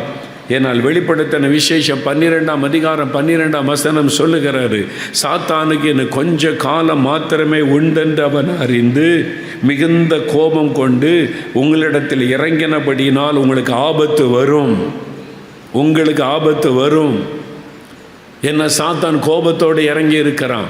இந்த ஆபத்துக்கு தப்பணுமான ஒரே வழி, ஆவில நிரம்பி சாத்தானை எதிர்த்து ஜெபிக்கணும். இந்த ஆவிகளை எதிர்த்து ஜெபிக்கணும். பிசாசுக்கு எதிர்த்து நில்லுங்கள், உங்களை விட்டு ஓடி போவான். பலவானை முந்தி கட்டுங்கள். அதை கட்டுகிற அதிகாரம் உங்கள் கையில் கொடுக்கப்பட்டு இருக்கிறாரு. அதனுடைய கிரியைகளை அழிக்கிற அதிகாரம் உங்கள் கையில் கொடுக்கப்பட்டு இருக்கிறாரு. அப்போ யுத்த ஜெபம் பண்ணணும். இதுக்கு ஒரு அபிஷேகம், யுத்த அபிஷேகத்தை ஆண்டவர் தருகிறார். யுத்த அபிஷேகம், அனாயிண்டிங் ஃபார் வார்ஃபேர் ப்ரேயர். அந்த அபிஷேகம் வந்துட்டா உங்களுடைய நாவலில் வரக்கூடிய அந்நிய பாஷை புதிய பாஷையாக மாறும். அது யுத்த பாஷை. அதுதான் பிசாசுக்கு விரோதமாக ஆவியானவர் இறங்கி யுத்தம் பண்ணுகிற ஒரு காரியம். உங்களுடைய பாஷையை வித்தியாசமாக மாறிடும். நீங்கள் ஜெபிக்கும் போது கவனித்து பாருங்கள், பிசாசை எதிர்த்து ஜெபிக்கும் போது அந்த அபிஷேகம் உங்கள் மேலே இறங்கிச்சுன்னா உங்களுடைய பாஷை வித்தியாசமாக மாறும். அது யுத்த ஒரு பாஷை. அதுக்கு பிசாசை நடுங்குவார். என்னால் ஆவியானவர் யுத்தம் பண்ணுகிறார். சத்துரு வெள்ளம் போல எழும்பும்போது ஆவியானவருக்கு விரோதமாய் கொடியேற்றுவார். இப்போ மதுரை மாவட்டத்தில் இருக்கிற அத்தனை பிசாசின் கிரியைகளை விரட்டி அடிக்க போகிறோம். எல்லாம் எழுந்துன்னு இல்லைங்க, ஒரு யுத்த அபிஷேகத்தை கர்த்தர் தரப்போகிறார். போராடும்படி துரைத்தனம் பண்ணுகிற ஆவிகள், அதிகாரத்தில் கிரியை செய்கிற ஆவிகள், வானமண்டலத்தின் ஆவி, அந்தகார லோகாதிபதி, எல்லா அந்த 4 விதமான ஆவிகளும் மதுரை மாவட்டத்துக்குள்ளே நீ செயல்படவே கூடாது. மதுரை பட்டணத்துக்குள்ளே செயல்படவே கூடாது. அந்த அதிகாரம் உங்களுக்கு கொடுக்கப்பட்டு இருக்கிறது. இப்போ ஒரு அபிஷேகம் இறங்க போகிறது. அது யுத்த அபிஷேகம். அது யுத்த அபிஷேகம், யுத்தம் பண்ணுகிற அபிஷேகம். ஒரு அக்னி உங்கள் மேலே இறங்க போகிறது. ஒரு புதிய அபிஷேகம், புதிய பாஷை உங்களுடைய நாவிலே வெளிப்பட போகிறது. இப்போ அந்த அபிஷேகத்தை கொடுக்க ஆண்டவர் இறங்கி வந்திருக்கிறார். அந்த அபிஷேகத்தை பெற்றுக்கொள்ளணும், பெற்றுக்கொள்ளணும், பெற்றுக்கொள்ளணும். நீங்கள் பெற்றுக்கொள்ளணும். எல்லாரும் வாஞ்சியோட எனக்கு அந்த அபிஷேகத்தை தாங்க ஆண்டவரே, யுத்த அபிஷேகத்தை எனக்கு தாங்க, போராடுகிற அபிஷேகத்தை எனக்கு தாங்க, யுத்த பாஷையை நாவிலே வெளிப்படட்டும். ஜெபிங்க, எல்லாரும் தாகத்தோட கேளுங்க, வாஞ்சியோட கேளுங்க, எல்லாரும் விசுவாசத்தோட கேளுங்க. இப்போ அந்த அபிஷேகம் உங்க மேல இறங்க போகிறது. யுத்த அபிஷேகம் இறங்க போகிறது. போராடி ஜெயிக்கிற அபிஷேகம் இறங்க போகிறது.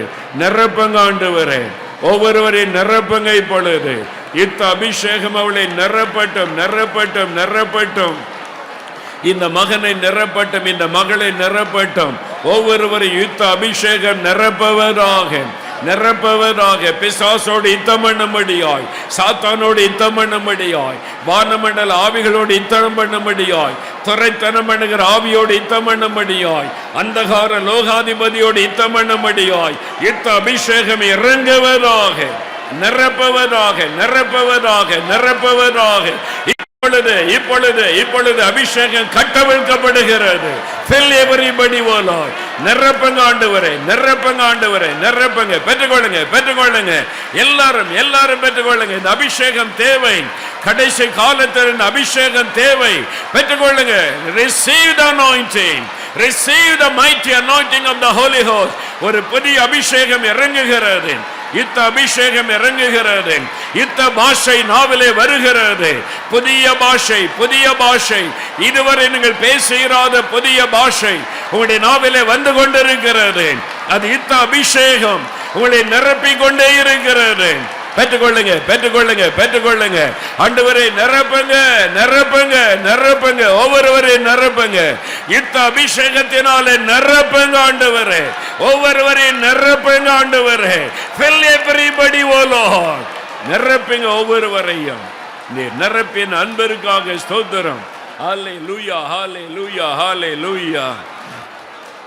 Thank you Lord. மக்கே நன்றி. Thank you Lord. வல்லமை வல்லமை தாருமே, தேசத்தை உமக்காக கலக்கிட அபிஷேகம் அபிஷேகம் ஊற்றுமே, அண்ணல் கொண்டு உமக்காக எழும்பிட வல்லமை வல்லமை தாருமே, தேசத்தை உமக்காக கலக்கிட அபிஷேகம் அபிஷேகம் ஊற்றுமே, அண்ணல் கொண்டு உமக்காக எழும்பிட ஊற்றிடுமே வல்லமையை இந்த நாளில் எங்கள் மேலே ஊற்றிடுமே புதிய அபிஷேகம் எங்கள் மீது வல்லமையோடு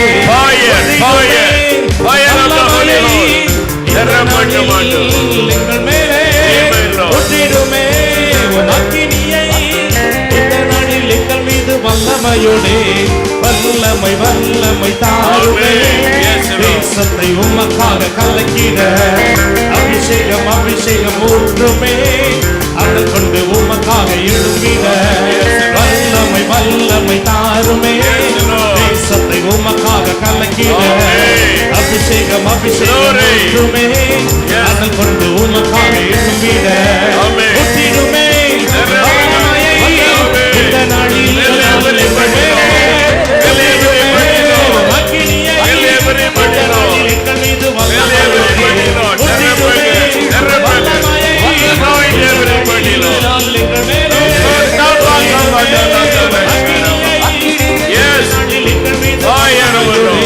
வல்லமை வல்லமை தாருமே தேசத்தை உமக்காக கலக்கிட அபிஷேகம் அபிஷேகம் ஊற்றுமே அதை கொண்டு உமக்காக எழும்பிட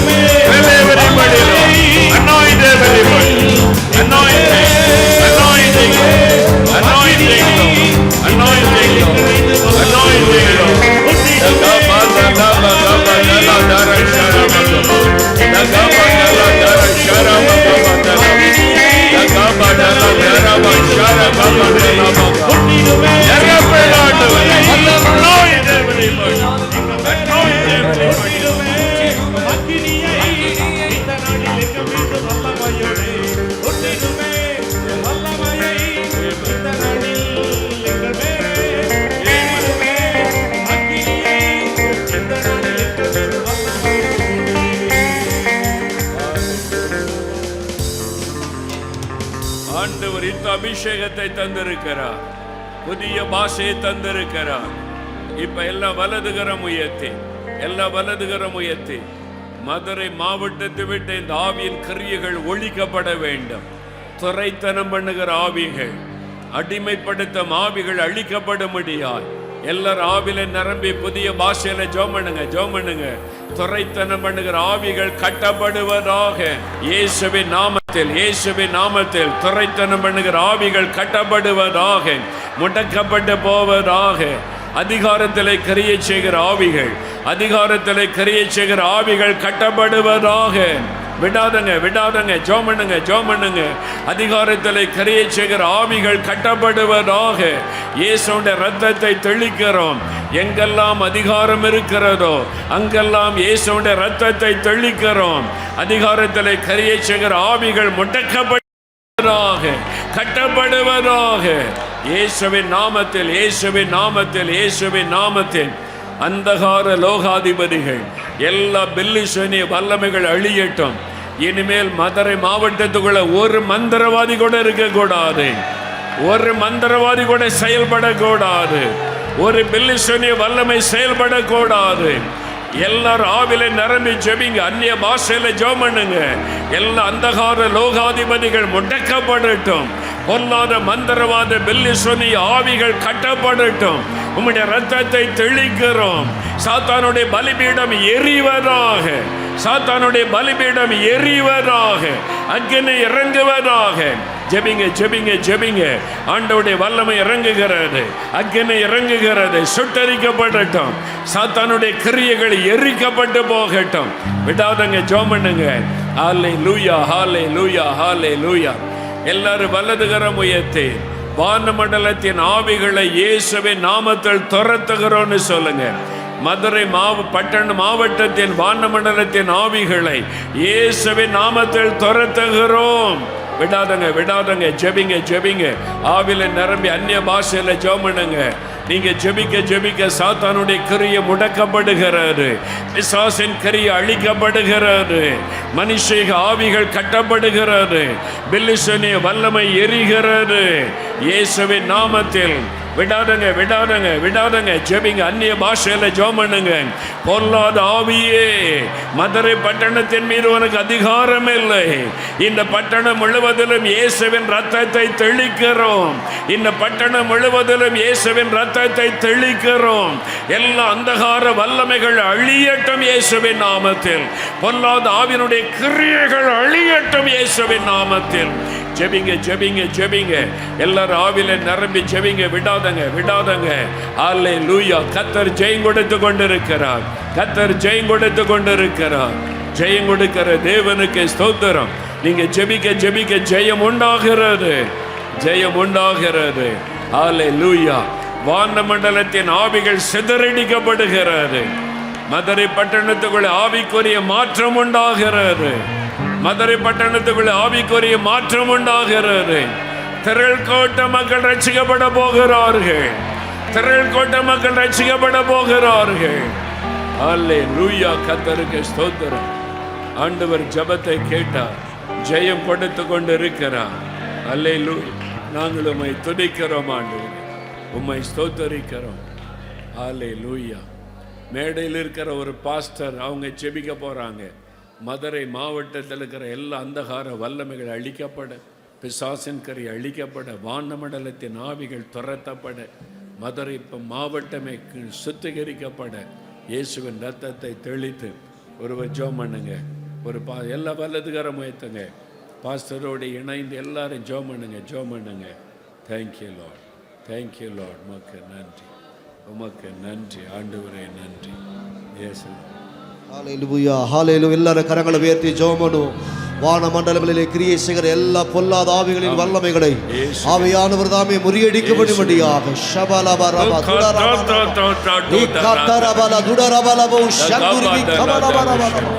ஆவியானுடைய வல்லமையின் ஆளுகை உண்டாகும்படியாக எல்லா கிரியைகளும் அழிக்கப்படும்படியாக இயேசுவின் நாமத்தினாலே நாங்கள் எல்லாரும் ஒருமனப்படுகிறோம் ஆண்டவரே.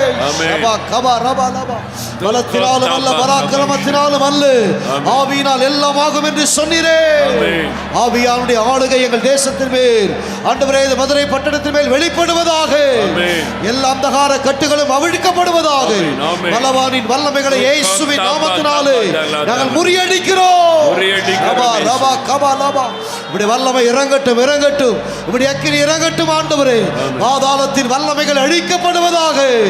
எல்லா துர்க்கிரியைகளுக்கு விரோதமாய் செயல்படுகிற எல்லா மந்திரவாதத்தின் கிரியைகள் இயேசுவின் நாமத்தினாலே அழிக்கப்படுவதாக. வல்லமை இறங்கட்டும், வல்லமை இறங்கட்டும் ஆண்டவரே. ஓ நன்றி, நன்றி, நன்றி. அற்புதங்களை செய்கிறதற்காக உமக்கு நன்றி செலுத்துகிறோம் ஆண்டவரே. இப்படி ஆளுகை உண்டாகிறதற்காக உமக்கு நன்றி. விடுதலை உண்டாகிறதற்காக உமக்கு நன்றி ஆண்டவரே. எல்லாம் செயலிழந்து போகிறதற்காக நன்றி. பரிசுத்த ஆவியானுடைய ஆளுகை உண்டாக நாங்கள் ஜெபிக்கிறோம் இயேசுவின் நாமத்தில் பிதாவே, ஆமென். கர்த்தர் ஜெயம் கொடுத்திருக்கிறார்.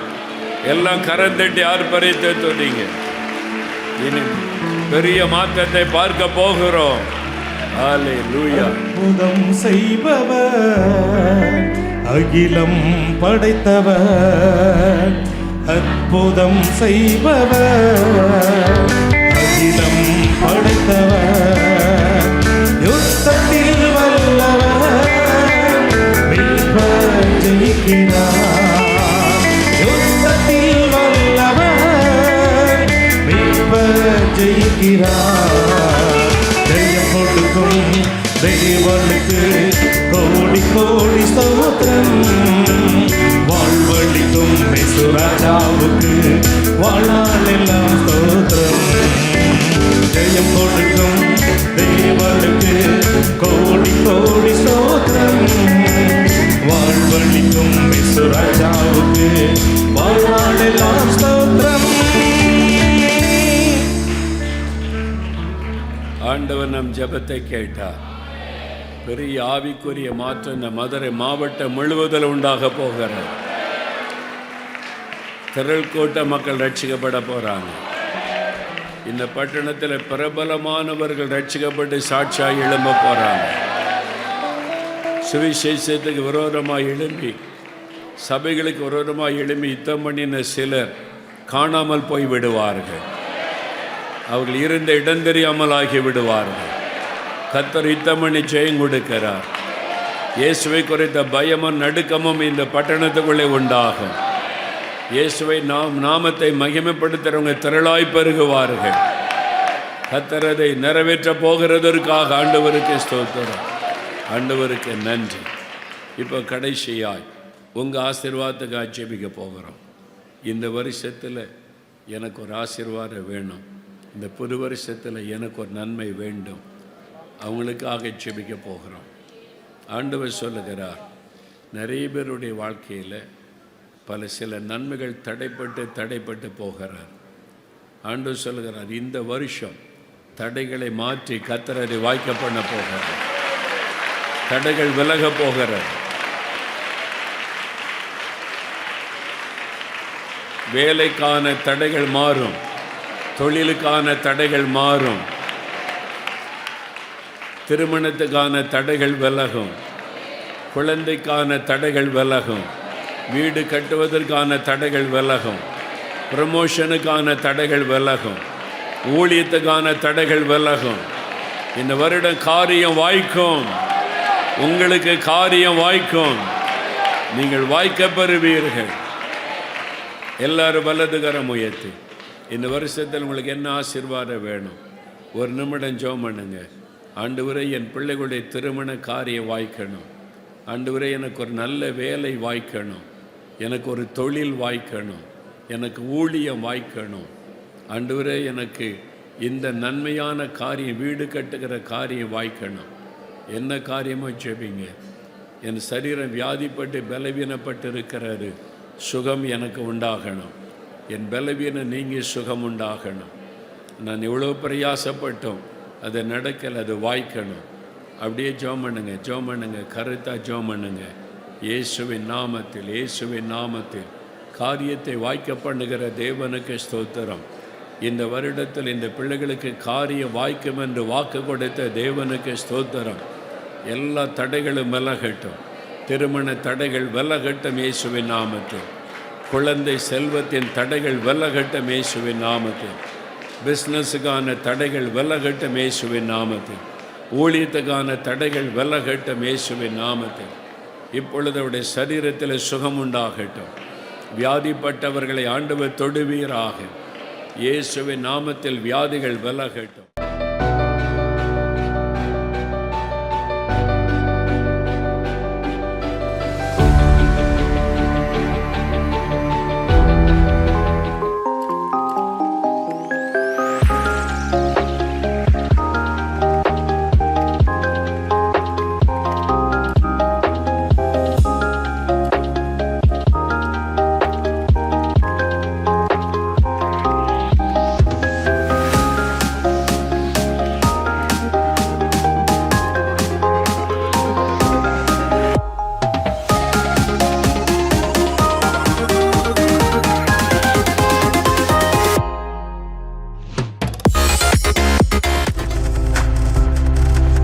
நீங்கள் பார்த்துக் கொண்டிருப்பது உங்கள் ஜாய் டிவி. உங்கள் துக்கம் சந்தோஷமாய் மாறும்.